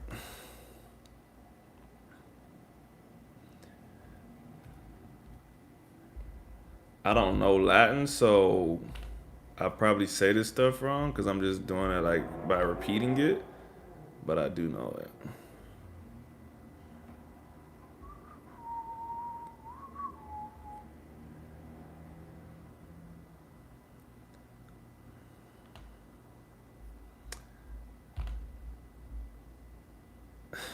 John, I didn't know you were still here. Yeah. I suggest you read what the La Salida de Tormes. It's a children's book. It was published in the mid 1550s. It's a window into the past. All right, I'll look that up. What is it about? I've been tearing shit up for the past 3 hours. Started with Chinese food, then straight to Mexican. Now I'm working on some fried chicken. Bro, how much food are you gonna eat, bro? You don't need all that shit. It's over, bro. It's time to pack it up. No more dinner for you. That's a lot of food, bro. The Chinese food on its own is enough. Chinese food makes my stomach like bloated, bro. I don't feel like satiated. I just feel bloated.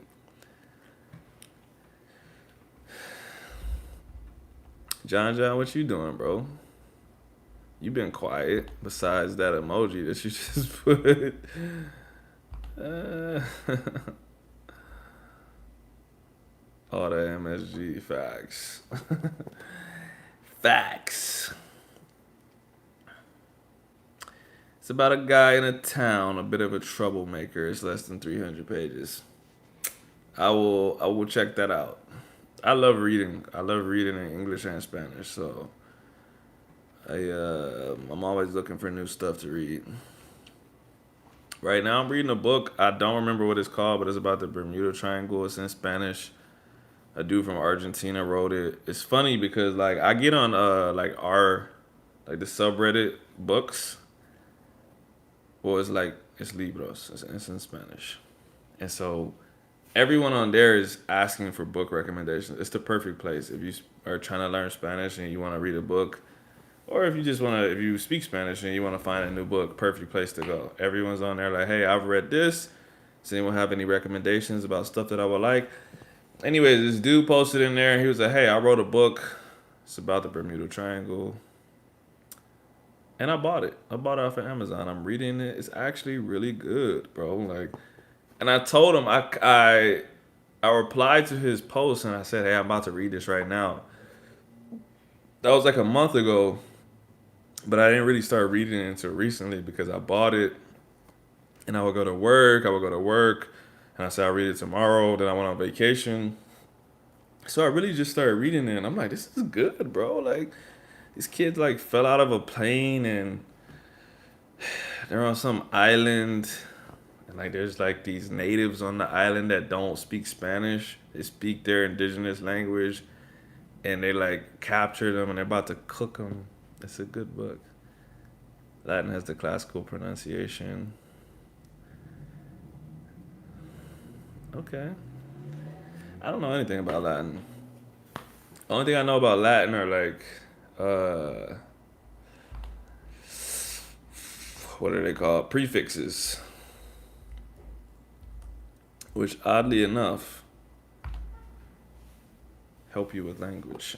Not oddly. I just said that to be funny, but so I'm really good with the Latin prefixes in English. They're just a little bit different in Spanish. Sometimes like some of the prefixes in Spanish, like you think they mean something, and it's just a little bit different than what you think it means. But I actually went to school in English, so I learned that stuff when I was young, and it stuck with me. Whereas like Spanish was something that I learned as an adult. So a little bit different.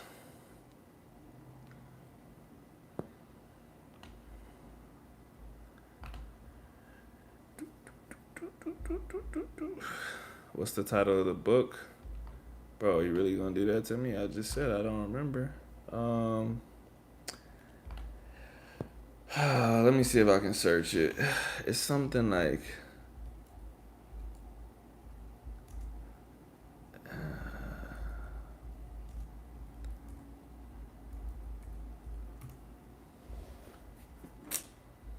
damn. It's on my phone, but I don't wanna X out of I don't wanna pause YouTube to look for it. So what I'm gonna have to do is search it on Amazon until I find it. It starts with a G. It's like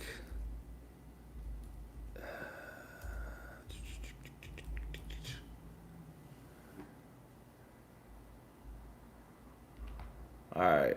Nah, I'm not doing this. All right, here's what I'm gonna do.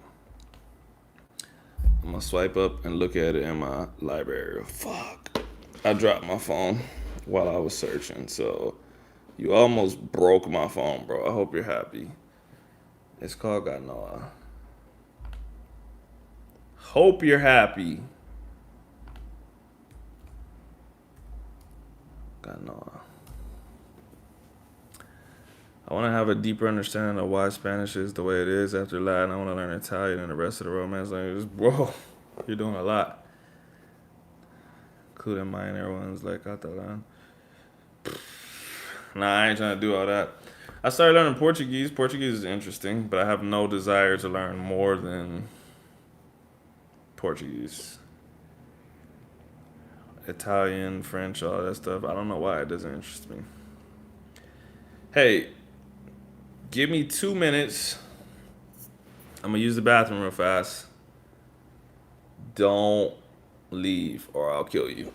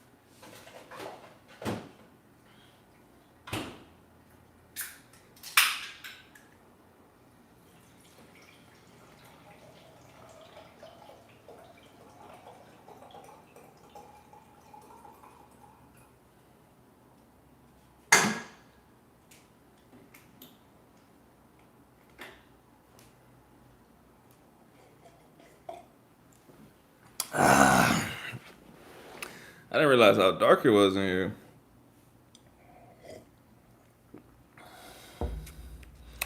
I'm back. What were we talking about?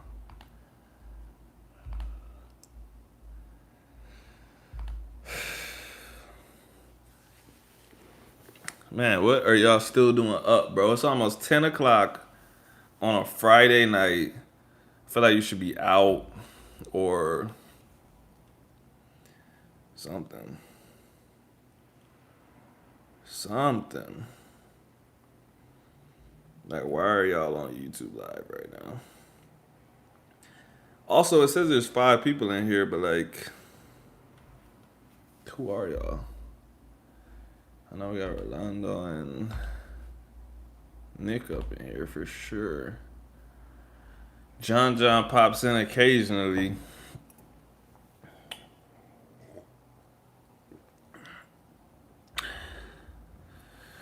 You also want to learn ancient Greek, Hebrew, and Aramaic? I don't know, man. That's a lot of stuff. That's a lot. Yeah. it's a lot. You're a native speaker of Spanish and English, so have you learned how far are you into learning a third language? Because it's one thing to grow up speaking something, to learn it, it's tougher, bro. It's tougher. For sure. Especially when you're talking about a dead language, because, like Spanish or whatever, you can speak to people, you can embrace or you can immerse yourself in the culture, right? But Latin, you can't really do that. So it's actually like legitimately studying it.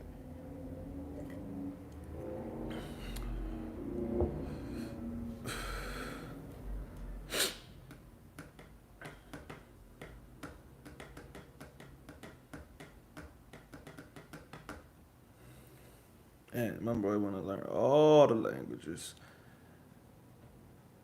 Yo, Orlando, did you tell me where you were from?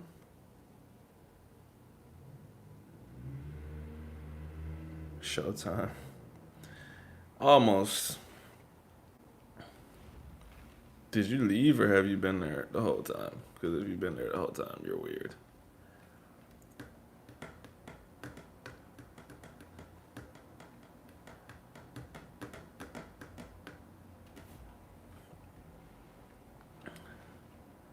What am I at right now? I'm at 2 hours. Homebody don't go out much. Sound like me, man. Sound like me. I can relate, man. I can relate. I really just don't care to go out. Like, when I do have to go out, I almost dread it. Not like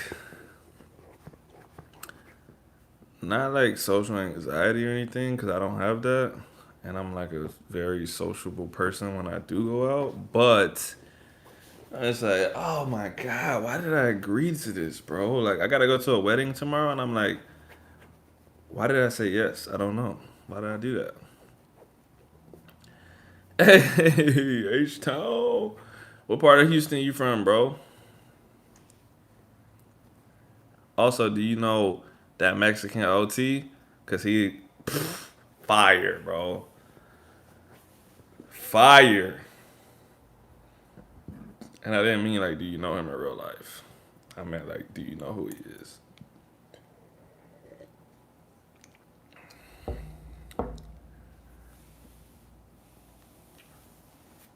Humble, okay. H time. H time, hold it down. I really don't like Houston, to be honest. Like, is this silent? I've actually never heard anybody say it before, even though I'm from Texas. I literally don't know anybody from there. Never heard that in my life, dog. That's crazy. Only people I know from Houston: Acres Home, Sunnyside.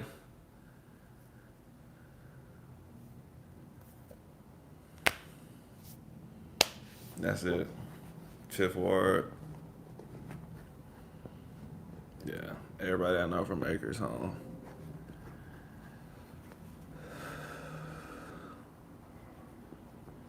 Yeah, I didn't know that. Like I said, I don't know nobody from there. They drive so fast out there, like every light is a race. Yeah, I'm not a huge fan of Houston, man. Too much crime. Too much crime, dog. I be trying to stay away from crime. Seen enough crime. I'm trying to get away from that shit, bro. It's not Houston proper. It's Northeast Harris County. If that shit is close to Houston, it's Houston to me, bro. It's like, yeah, everything. What else? Like, yeah, I be hearing people say shit like that. Like, my boy's from Houston, and he be like, oh, man, like, people be saying from here, they from here, that shit is not Houston, bro. Most City is not Houston. And I be like, yeah, whatever, bro. If that shit's anywhere near Houston, it's just Houston to me, bro. You can't go anywhere in Houston without getting stuck in traffic. That sounds about right. That's why I don't like cities, bro. I'm not a city boy like that. Like, I can't stand that shit, bro. I can't stand traffic. I can't stand pretty much everything that comes with being in the city. It's too crazy, man. Too crazy. But Houston in particular, man, a lot of crazy stuff going on out there, man. You still live out there?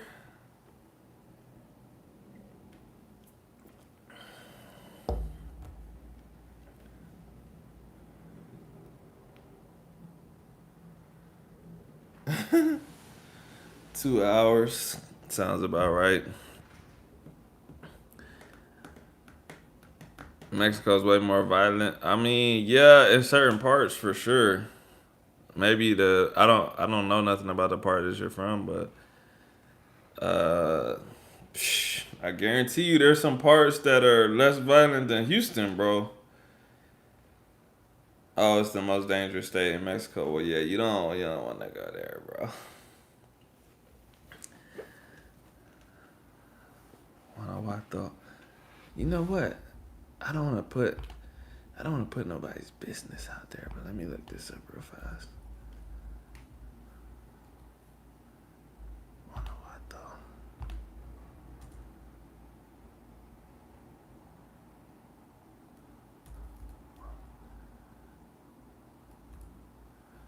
Oh no. I'm sorry, I'm thinking of a different place. But somebody. I know multiple people that went to Mexico to get BBLs, but they went to where did they go? Hold on, I gotta type. Let me type in most dangerous Mexican states. As a matter of fact, 4 Americans got kidnapped there recently, and two of them got killed, I think, or at least one of them.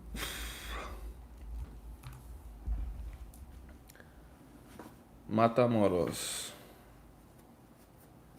That's what I was thinking of.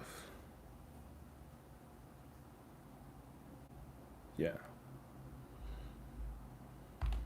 But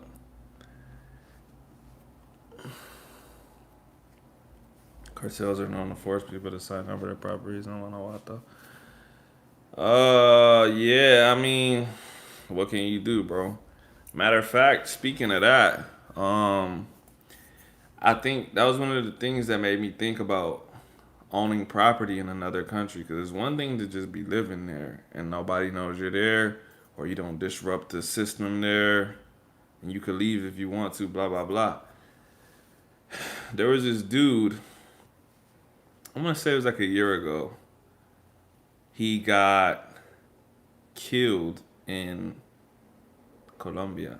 I don't remember which part exactly, but he had just purchased some property, and I looked at his YouTube clips, and he didn't really speak Spanish like that. And he had a disagreement with people over money, about the property, about blah blah blah, and then he ended up getting murdered. And yeah, like when you're in another country, if certain people run that block and they say you need to pay this much money or you need to hand over this property, what are you gonna do? Are you gonna say no? Like you can't, bro. Like it's not America, bro. You can't say I'm gonna sue you for trying to threaten me. Like, bro, you're gonna get killed. So that definitely made me really think hard. I didn't want to own no property in another country, anyways, but it definitely made me think more about it because I know people go to other countries and buy Airbnbs and stuff like that. Uh, so can't spell good. I'm late to the stream, but cheers, anyways. Cheers. Can't spell good. I don't think I've seen you here before. I don't recognize that name. Is this your first time on my live stream? Because we got to throw you a party if so.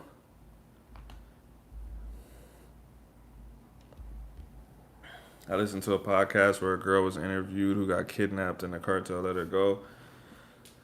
That's not as uncommon as you think. There's this bodybuilder who spent like a few weeks um, in custody of the cartel. He was selling like steroids in Mexico.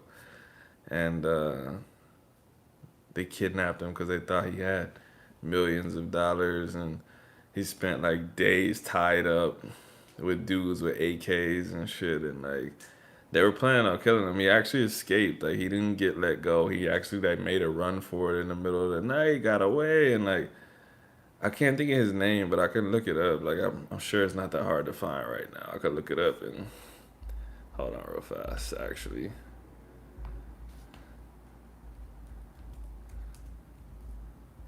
I bet you it's not that hard to find. But yeah, either they're gonna Larry Pollock. Yeah. It was actually a really good interview, man. Like it was like 42 minutes um, of him just talking about his life and how he went to jail really early and how he ended up in Mexico. That's his name. Type that in, type in how I escaped from the cartel, blah blah blah. It'll pop up.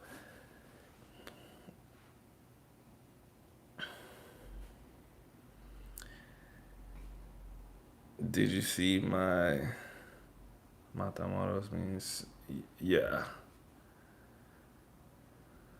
Yeah.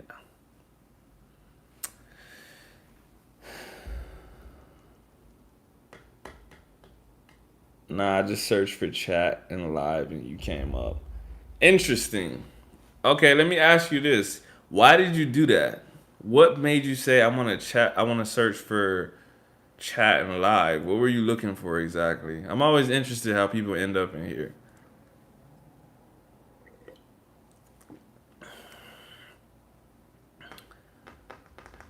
You know you're in trouble when you're running naked in the street and you're not drunk. Yeah, probably are in trouble if you're doing that. You're probably in trouble if you're doing that and you're drunk too, though. If you're running naked in the street, you got some big problems, bro.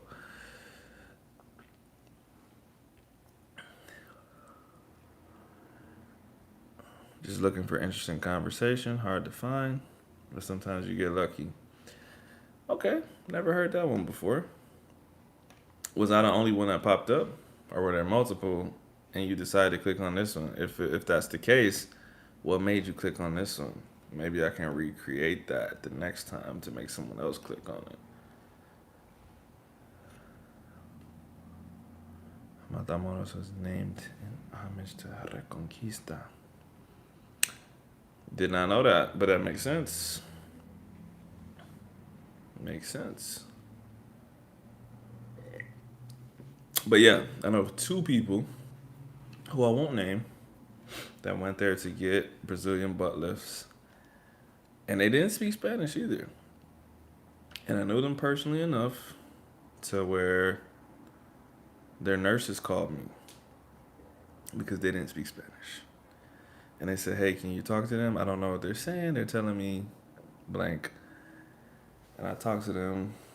Actually, at that point in time, I'm not gonna lie, my wife talked to them. But the point is, they went there without speaking Spanish to get Brazilian butt lifts, and I was like, "You're insane! Like, why would you go to a dangerous state to get a surgery when you don't speak the language? I wouldn't go there if I spoke the language, and you're in this state without speaking the language. That's crazy."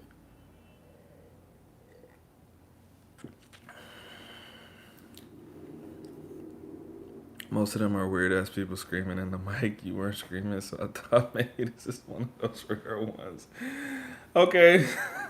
Nah, you're never gonna catch me screaming into the mic, bro. Like, that's actually hilarious. Well, can't spell good. What are you into, man? What do you like doing? What's your hobbies? What do you want to learn? What do you want to do in life? That's what we talk about in here. We talk about learning languages, getting more fit, improving ourselves, all kinds of stuff. I was wondering what a BBL was. Yeah, I guess that's not like a super popular term, but yeah, Brazilian butt lift. They take the fat from your stomach and other parts of your body and inject it right in your butt. So your stomach gets flatter, your butt gets fatter. Same day. Takes like 2 months for like the healing process and all the inflammation to go down, but once it goes down, you have a totally different body. So all these fitness influencers, all these supermodels you see, they a lot of them get Brazilian butt lifts or at least liposuction just by itself. But I'm old, man. I've done a lot, but there's always time to get into something new and improve yourself. Yeah, for sure. There's a guy on here. Um, oof, I want to say his name is Richard Kaufman. I'm not 100% sure. I really hate saying stuff the wrong way, so I'm gonna look this up. I think it's Richard Kaufman. Or is it Steve Kaufman? Wow, I'm just all over the place. It's Steve Kaufman, because Richard Kaufman, I don't know who this guy is. Yeah. Steve Kaufman. Steve Kaufman, yeah. John, you know. See, John comes through when I mess stuff up. He's like, "Bro, you don't know what you're talking about." Yeah. So Steve Kaufman, that guy's old, and he's learned a lot of languages in his old age. And he started when he was old. Like, he didn't start at like 30. He started when he was old. He speaks like Russian, Arabic, Spanish, all these languages. And like I can only like check his Spanish because I don't speak the other languages. I don't speak Arabic well enough to check him on it. But his Spanish is good. Like he can do full videos in Spanish with minimal mistakes. Like he can communicate in Spanish. And so I can only assume that the rest of his languages are the same way. Because he's very honest. He'll say, like, I'm at this level in Spanish, I'm at this level in this. I'm not fluent in this, but I can communicate in this. And I mean, like, seriously, he's in his 60s or his 70s, and he started when he was in his 40s or 50s, and like, he speaks like 14 different languages. So it's very possible if you want to do it. I think like anything you want to do is possible as long as it's not outrageous. If it's something within, the reach of humans, I think you can do it. You know, being a world champion or something, that is like not within reach because there's only one person that can do it at a time. And that's probably gonna go to like a 25-year-old. But speaking multiple languages is almost a birthright. You look in like the Middle East, everyone speaks four languages and it's normal. So clearly our brains can handle more than one language and it's something that's very normal for us to do. So when it comes to languages, I always tell people like if you're not going past four, you can do it. It doesn't matter how old you are.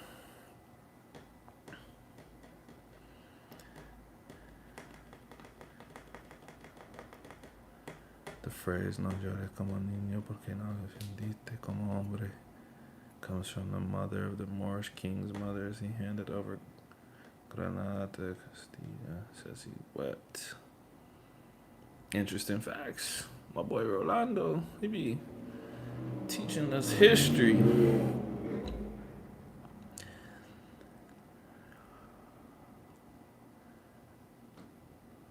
We all know that it's so much harder to learn languages when you're older. It is, but it isn't. Check this out. When you're a kid, all right.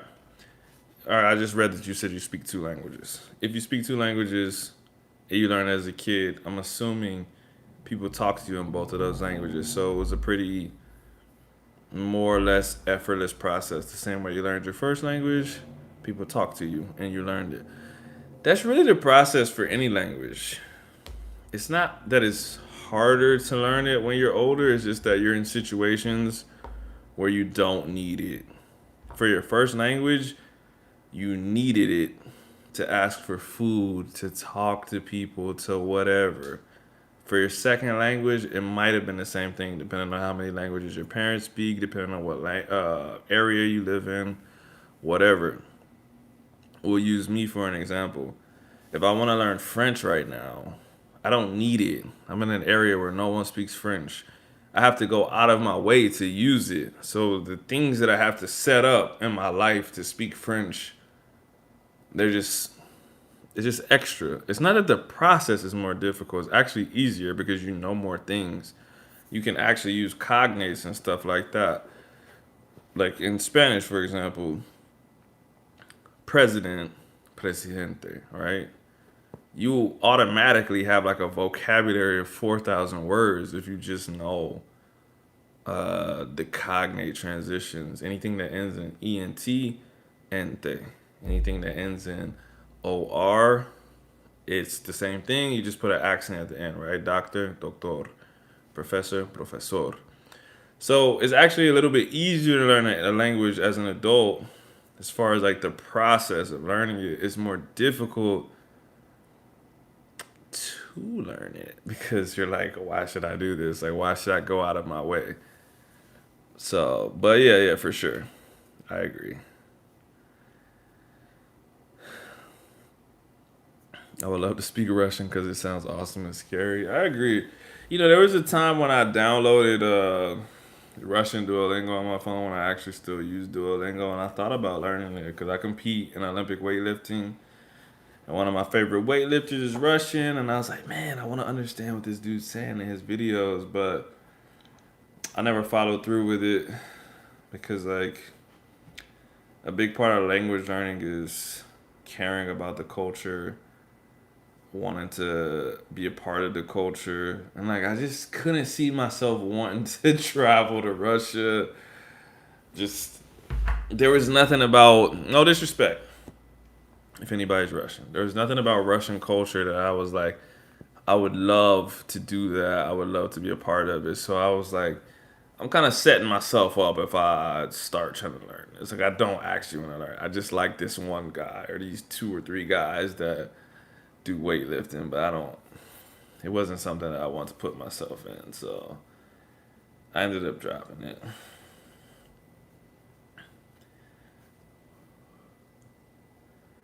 Yeah, the need will make you learn something faster and just for fun. Yeah, for sure. And I mean, even if you want to do it just for fun, you have to treat it like it's a necessity. So you can immerse yourself at home. You can put all your music and Russian. You could put your phone in Russian. You can start watching Russian shows, and then you can treat it like a necessity. But obviously, it's way easier to live somewhere where everyone's speaking Russian, or it's way easier to have a babysitter that speaks Russian that you need to communicate with, or something like that. You know what I mean? So, for sure, definitely more inconvenient to learn it as an adult. So, John says, I like the architecture out there in Russia. I really don't know anything about Russian architecture. I get a picture in my head that might be true. I'm thinking of like, uh, kind of like traditional Eastern Orthodox Christianity type stuff. But I'm not big on architecture. I don't even know, to be honest. I don't even know. I don't know. Tetris architecture. I don't really know what Russian architecture is, to be honest. There's a lot of stuff I don't know. There's a lot of stuff I do know, but the stuff I don't know anything about it. I'm a nerd in very specific places. Other subjects, I'm like, couldn't tell you about it.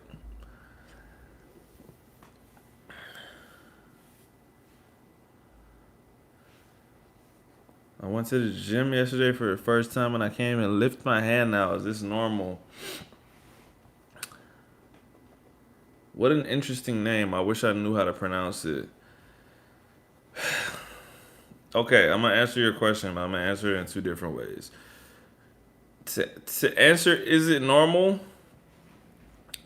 I would say more or less yes, because when you first start working out, you have no idea what your limits are. You have no idea what you should and shouldn't do if you're not getting the help of a professional. I am a professional. I am a strength and conditioning coach.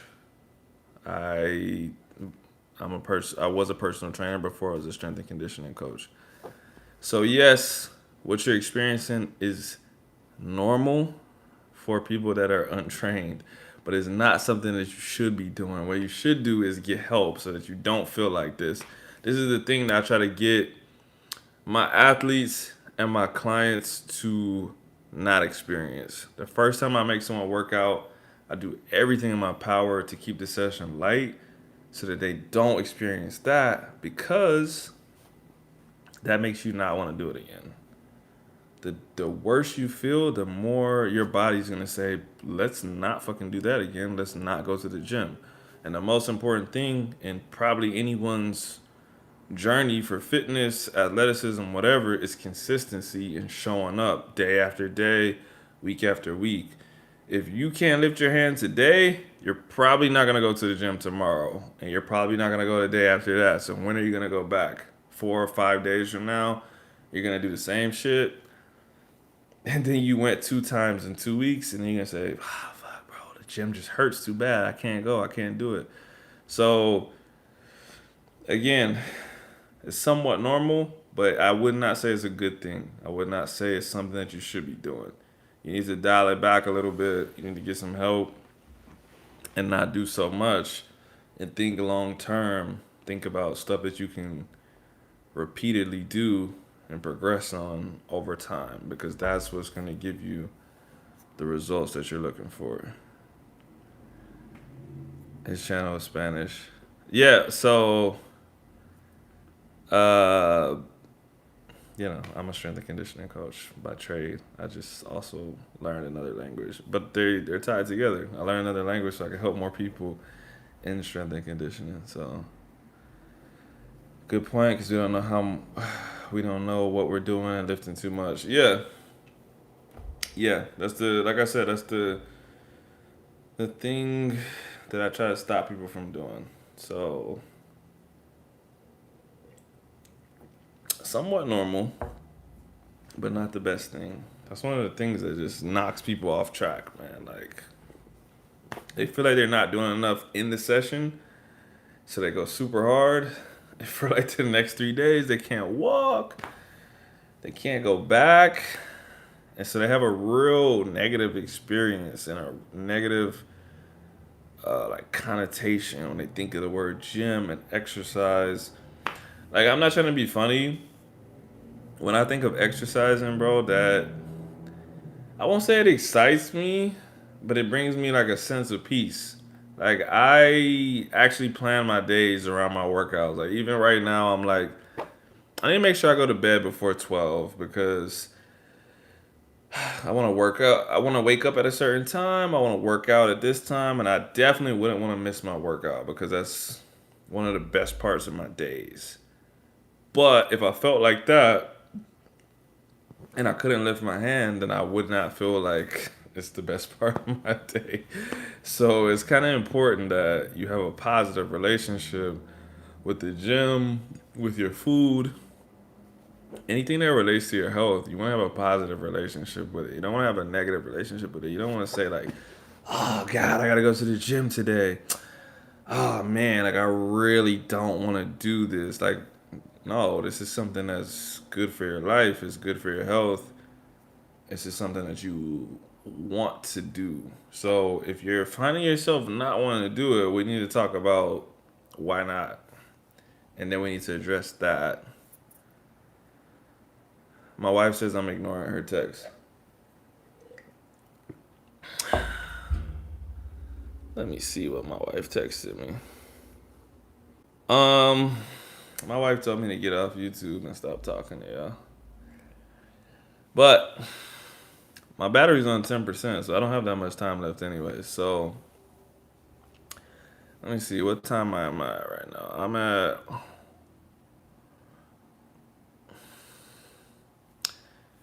it's 10:23. Let's go at least we got 6 more minutes. 10:30. We'll do 10:30 to 10:45.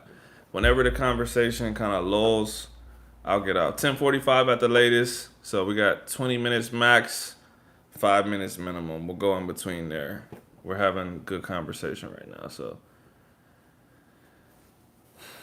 I saw this video about most people train too much and don't rest enough to let the muscle relax and grow. Was a good point. Yeah, exactly.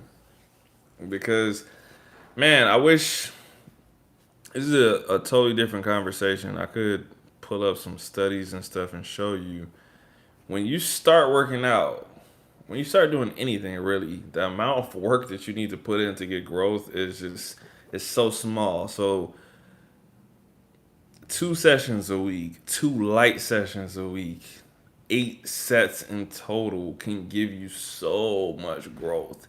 And as you become more experienced and more elite, it takes more. It takes 16, 24, 32 sets in total, 3, 4, 5 days a week to do that stuff. So there's no need to rush it. When you get there, and you can expand it to get more results. But in the beginning, you know, just showing up, just doing a little bit, is very very beneficial. And people just either they listen to other people or they don't believe it themselves, and they're just like, no, no, 2 days, 3 days, that's not gonna be enough. I need to do this, that, and the other. But you have to think about it. You were doing zero before, so 3 days compared to zero is already a lot. Doesn't matter really what you're doing. The live was great. Learned something as always. Appreciate you, bro. I'm very happy to hear that. Seriously. I came in late, but subbed, and we'll be back for the next one. Appreciate you. Appreciate you. That's why I do it, man. I love talking to y'all, man. For real, it's good conversation. Happy to help or whatever I can. Like I said, I mean, if you guys are new, you probably don't know, but like I said, I am a strength and conditioning coach by profession. So like, I am CSCS certified. I work for the government. Like I'm a real deal strength and conditioning coach. I know my channel is all about Spanish, but what I actually do as a profession is a strength and conditioning coach. What I do online is talk to people about my Spanish journey. Do I stretch before and after lifting? Tough question. And it goes in waves. But unless you're over here as an elite athlete, stretching before you work out is generally not a good thing. when you stretch, you create these micro tears, right? And it makes it more easy for you to get injured, actually. You're more susceptible to injury if you stretch before you work out because you're lengthening these muscles. If you think of like a, I don't know, a rubber band or elastic band, you pull that shit, you keep pulling it, you're making these little tears. One day, you pop the rubber band, right? On the same like kind of analogy, what you want to do for a rubber band is you just want to make sure it's not cold. You want to make sure it's not stiff. You want to make sure it's warm so that if you do something stretchy with it, it stretches. So let's just say I'm about to squat. What I want to do is get my heart rate elevated so that blood's circulating, my body temperature goes up, and I want to prime myself for that movement. If I'm about to squat with a barbell, I want to move around, get my heart rate up. That could be on a bike, that could be on a treadmill, that could be literally doing body weight movements. I want to do body weight squats. I want to either squat with the bar if I'm not strong enough to squat with the bar. I want to do goblet squats, holding something. Do that. Now I'm ready to squat with the bar. I'm going to get straight into it. But why am I stretching my hamstrings? Why am I stretching my quads? Why am I stretching anything to squat? That is not what I want to do. You can squat. I mean, you can stretch afterwards. That's good. I'm thinking of getting back to working out again. So, all this is good conversation. Yeah, you should. You should. Health is wealth, man. Like, working out only helps you.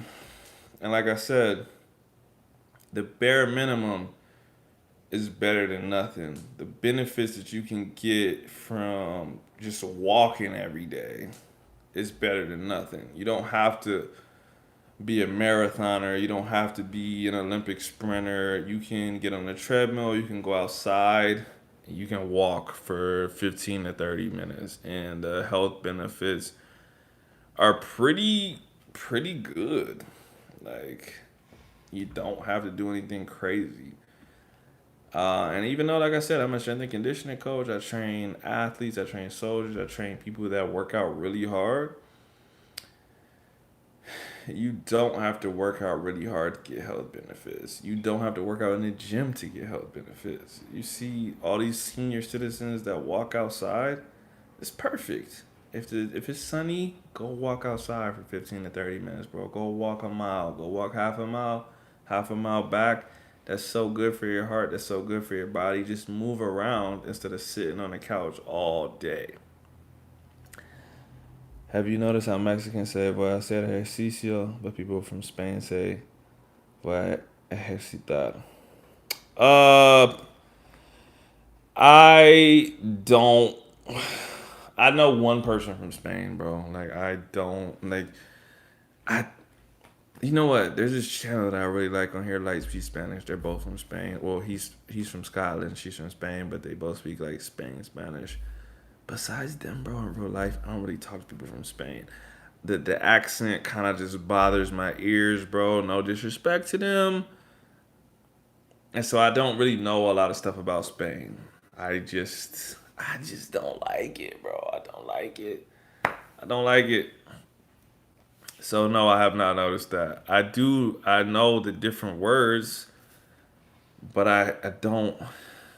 I follow some Spanish weightlifters, and even then, I watch them lift, and I put that shit on mute, bro. I don't even listen to what they say about lifting. Like I can't deal with the tío.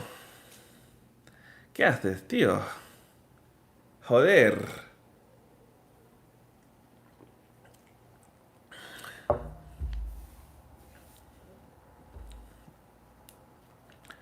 But yeah, I mean,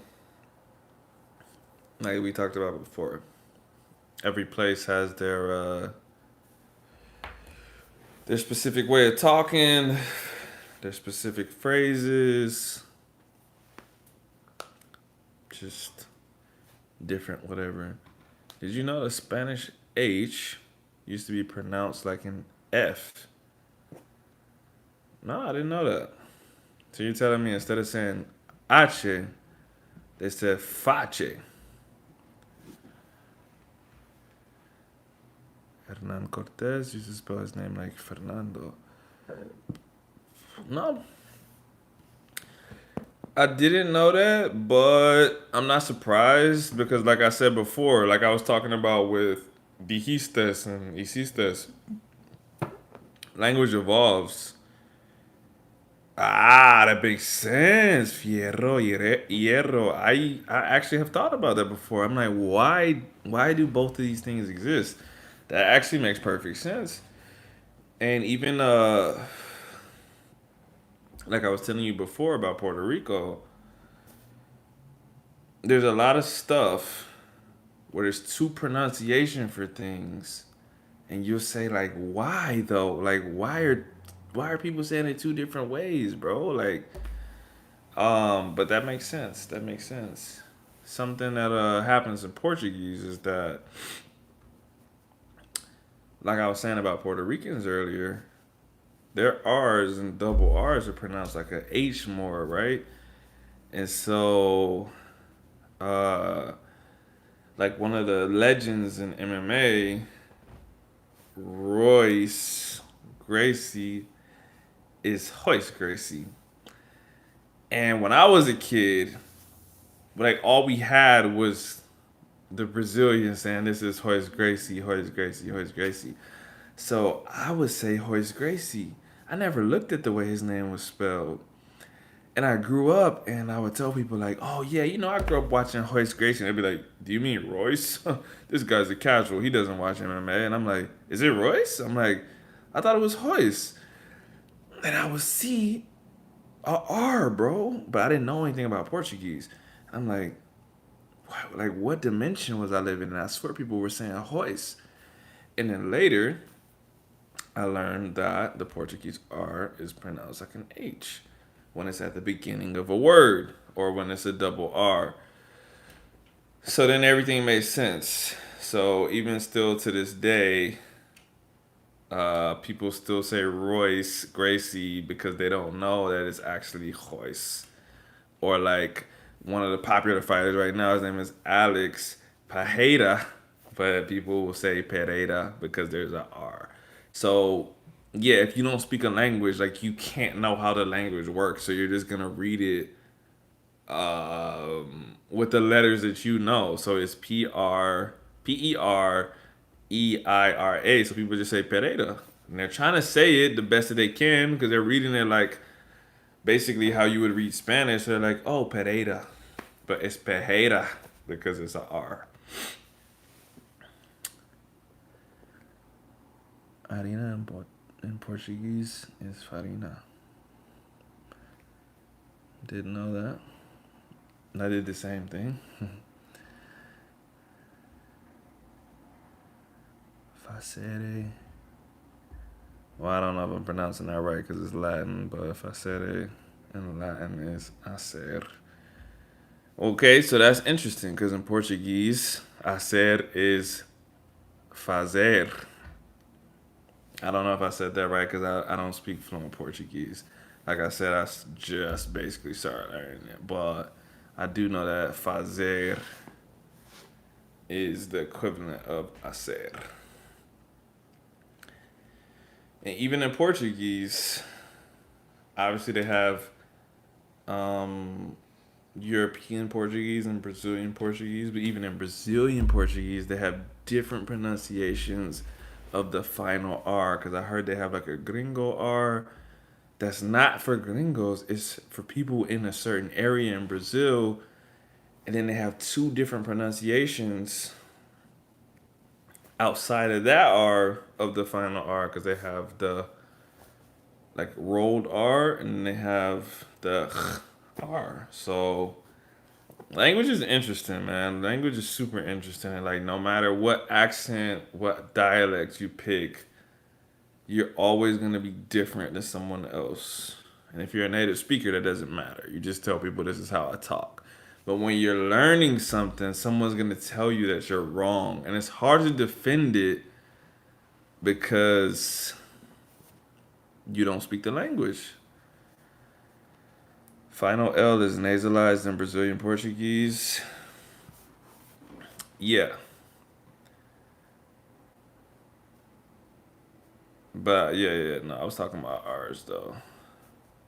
Yeah, we have like 10 different dialects up here for French, and some don't even sound like French. Yeah, exactly. That's what I'm saying. Like, I don't think you were in here earlier, but I was talking about like where I'm from in the South. Like, we don't say here, we say her. If you were learning English and you said her, someone would say, no, no, no, it's here. You don't know how to pronounce the E correctly. And you would probably fold and you would just say, "Oh, okay, like here." But I'm from where I'm from. Like, we all say here, like we say here, we say there, where. That's just how I talk, bro. It's not like I'm not gonna talk differently because you say it's incorrect. I'm like, we just talk differently. That's okay. But when you're learning a language and someone says that you're wrong because you speak differently than them, it's tough because you're like, oh, well, I'm not a native speaker, so I can't argue with them. So that's what happens when you learn a different language. It's very tough, man. It's very tough to, especially like if you like. I'm a nerd when it comes to studying and stuff. So I'll know that something is correct, and someone might tell me it's wrong, and I'll be like, I don't want to argue with them, bro. Like, this is their native language, but I know they're wrong right now. So I just be like, okay, thank you, but I'm like, you're wrong. You're wrong.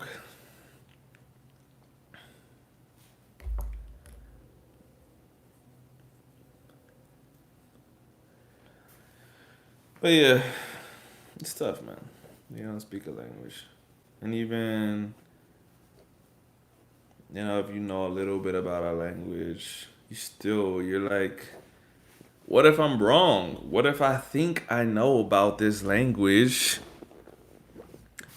and I'm wrong about it because I didn't grow up speaking this. So it's tough to be confident in something that you didn't grow up speaking. No matter how much you know, you're like, this person has been speaking this their whole life. They're probably right. They're probably wrong, but you think that they're probably right because they've been speaking it their whole life. Uh, Linguists say endings are nasalized in Latin, which is why Latin words end in O in Spanish. Okay. But yeah, for example, there, and there as an ownership, and they are English speakers get that wrong every day, bro. Every day I see people get that wrong. I learned the rules for that when I was a little kid. I don't know what other people were doing in school, but clearly they didn't learn that. If you're learning English, someone could tell you that you're wrong if you're doing the right thing just because they're so wrong, bro. They're so wrong. It could be the same language but not be the same. Like up here, our French is totally different from France French. Yeah, exactly. That's kind of the same thing with like Brazilian Portuguese and Portugal Portuguese, or Latin American Spanish and Spain Spanish. Spain Spanish, I'm not gonna lie, as much as I dislike the accent, it makes sense, right? Because S and Z in Latin American Spanish are the exact same sound, whereas they're not the exact same sound in Spain, which makes sense because why do you have two different letters with the same sound? So casar and casar, marry and hunt, are the same word by sound in Spanish, but not by spelling. But if you were in Spain, there would be two different sounds because Z and S are two different sounds. In Latin America, casar, casar. And you're like, am I hunting or marrying this person? You know by context, but why are the sounds the same though? I'll say it though, our French is not as pretentious as France French. People say European Portuguese sounds like Russian. Yeah, I've heard that. I've heard that. I've thought that too. I've heard European Portuguese and I've thought this sounds like Russian. I know enough Russian to think that it sounds like Russian. But I mean, the more you learn about language, you end up realizing that there's only so many sounds you can make with your mouth. So, like, if you listen to someone speak Dutch, bro, Dutch is straight up some German person speaking English with a German accent. Like, I don't know enough. I don't know enough Dutch to tell you something right now. But I watched a Dutch video and I'm like, this is not English. Are you sure this is not English? Like the words were straight up English with a German accent because Dutch is the middle of German and English. Um, Same with this language called like Frisian or something like that. It's like the step between Dutch, German, and English. Straight up like almost the same words, bro. If you read it, you would think like someone was speaking. You would think someone was typing in English with like a speech impediment or something. Look up. Oh, that's what. Yeah, that's what I'm talking about, bro. Yeah. Um. Yeah. So there's only so many sounds you can make with your mouth. Ghanaians sound like Asians. They make the same little mistake. I call it a mistake. They make the same little LR swap. So when they speak English, Eastern Asians and Ghanaians almost sound the same because they'll say like hero and stuff like that, right? Because they might, whatever their language has, might not have an L or their L resembles an R. I don't know enough about their language to tell you what it is, but clearly there's a feature of their language that's either missing an L or their L looks like an R or whatever. But it's they say Frisian is a remnant of Old English. Yeah, exactly. I watched a video of this dude that went up to a Frisian person and like was trying to speak his best Old English to get the person to understand him. He was like saying he wanted to buy a cow from him or something like that. And they talked back and forth. It was a rough conversation, but the dude understood him. So there's that. Latin. I don't know about Latin. I can't pronounce none of the words. Turns into audible in Spanish. A lot of Puerto Ricans like I can't help pronounce the final R like L. That's not just Arcangel, bro. That's like all of Puerto Rico. Like you have like there's only one part of Puerto Rico that doesn't pronounce the final R like a L. Almost all of Puerto Rico is gonna say hablar, trabajar, hacer, whatever. There's a very rich part of Puerto Rico where they make fun of them because they say the final R kind of like a gringo was saying R. But everyone else says it like an L. That is very, very, very, very, very Puerto Rican.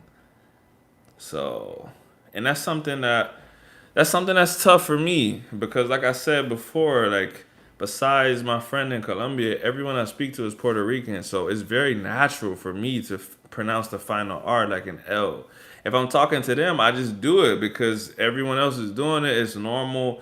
But when I talk to someone else, I don't want to do that because they're gonna be like, oh, you think this or like, oh, you're confused and blah blah. And I don't feel like explaining like, no, I know what the final R is supposed to sound like. I speak to Puerto Ricans all day, and that's how they talk. So I want to talk like them. Like I don't want to, like that's the slang and the language that I pick up. I don't want to speak differently than the people that I'm speaking to. You know what I mean? Like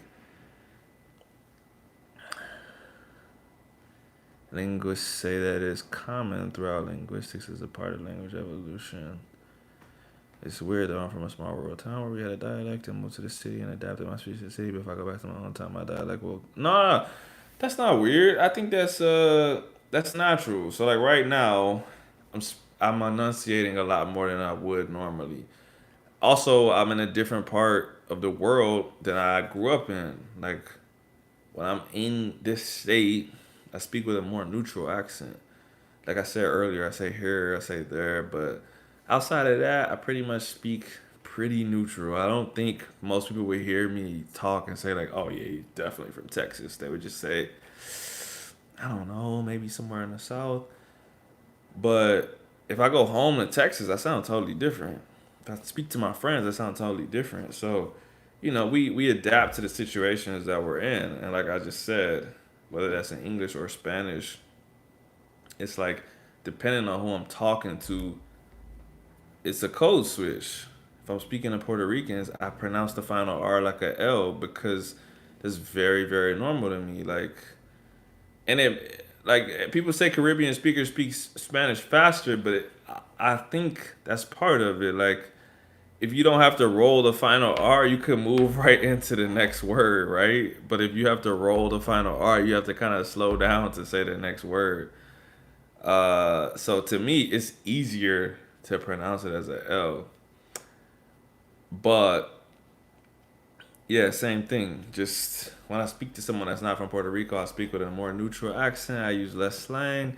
I try to be very well understood, stuff like that. So, same thing in English. If I'm not speaking to my people, my family, my best friends, I want to be understood. I don't want to be on my live talking crazy slang and words from my hometown. Everyone's like, "What is this dude talking about? What is he saying?" And they click out of the live because they can't understand me. Yep, French has a lot of dialects. Like, yeah, I don't even know about all that. That's crazy.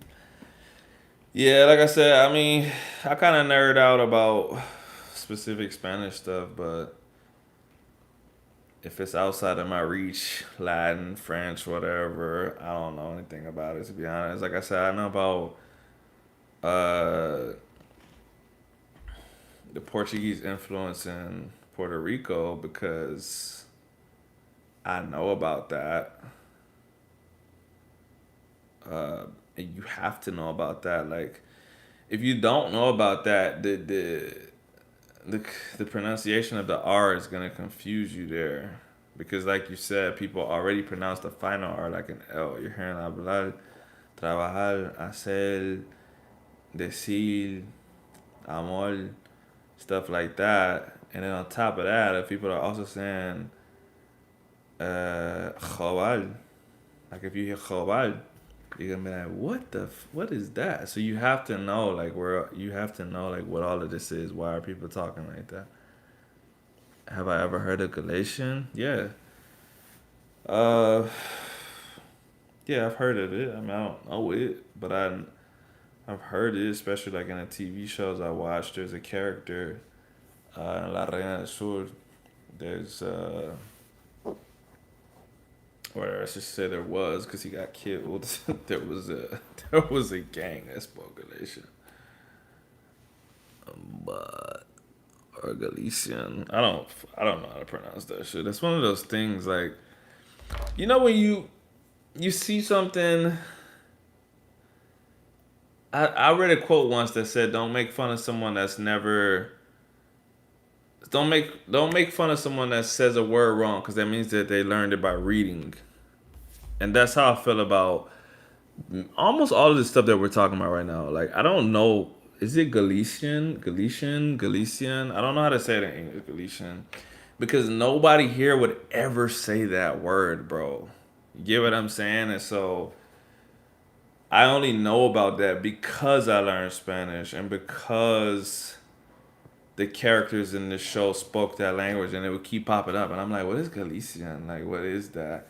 And like, what language are they talking? Because I'm like, I almost think it's Spanish, but I'm like, I don't understand what they're saying, so it can't be Spanish. You know what I mean? And so it's like I read a little bit about it, I heard a little bit about it, but I'm like, actually, I've never, I'm not I'm thinking about it, I've never said it out loud. I don't even know how to say it, bro. So it's closer to Portuguese. It's spoken in Northwest Spain. Yeah, I mean I know that from like I said from the TV show because it's a show that's set in Spain and she's dealing with these drug dealers from there and they're speaking, but they speak Spanish to her and then they turn around and speak to each other in Galician.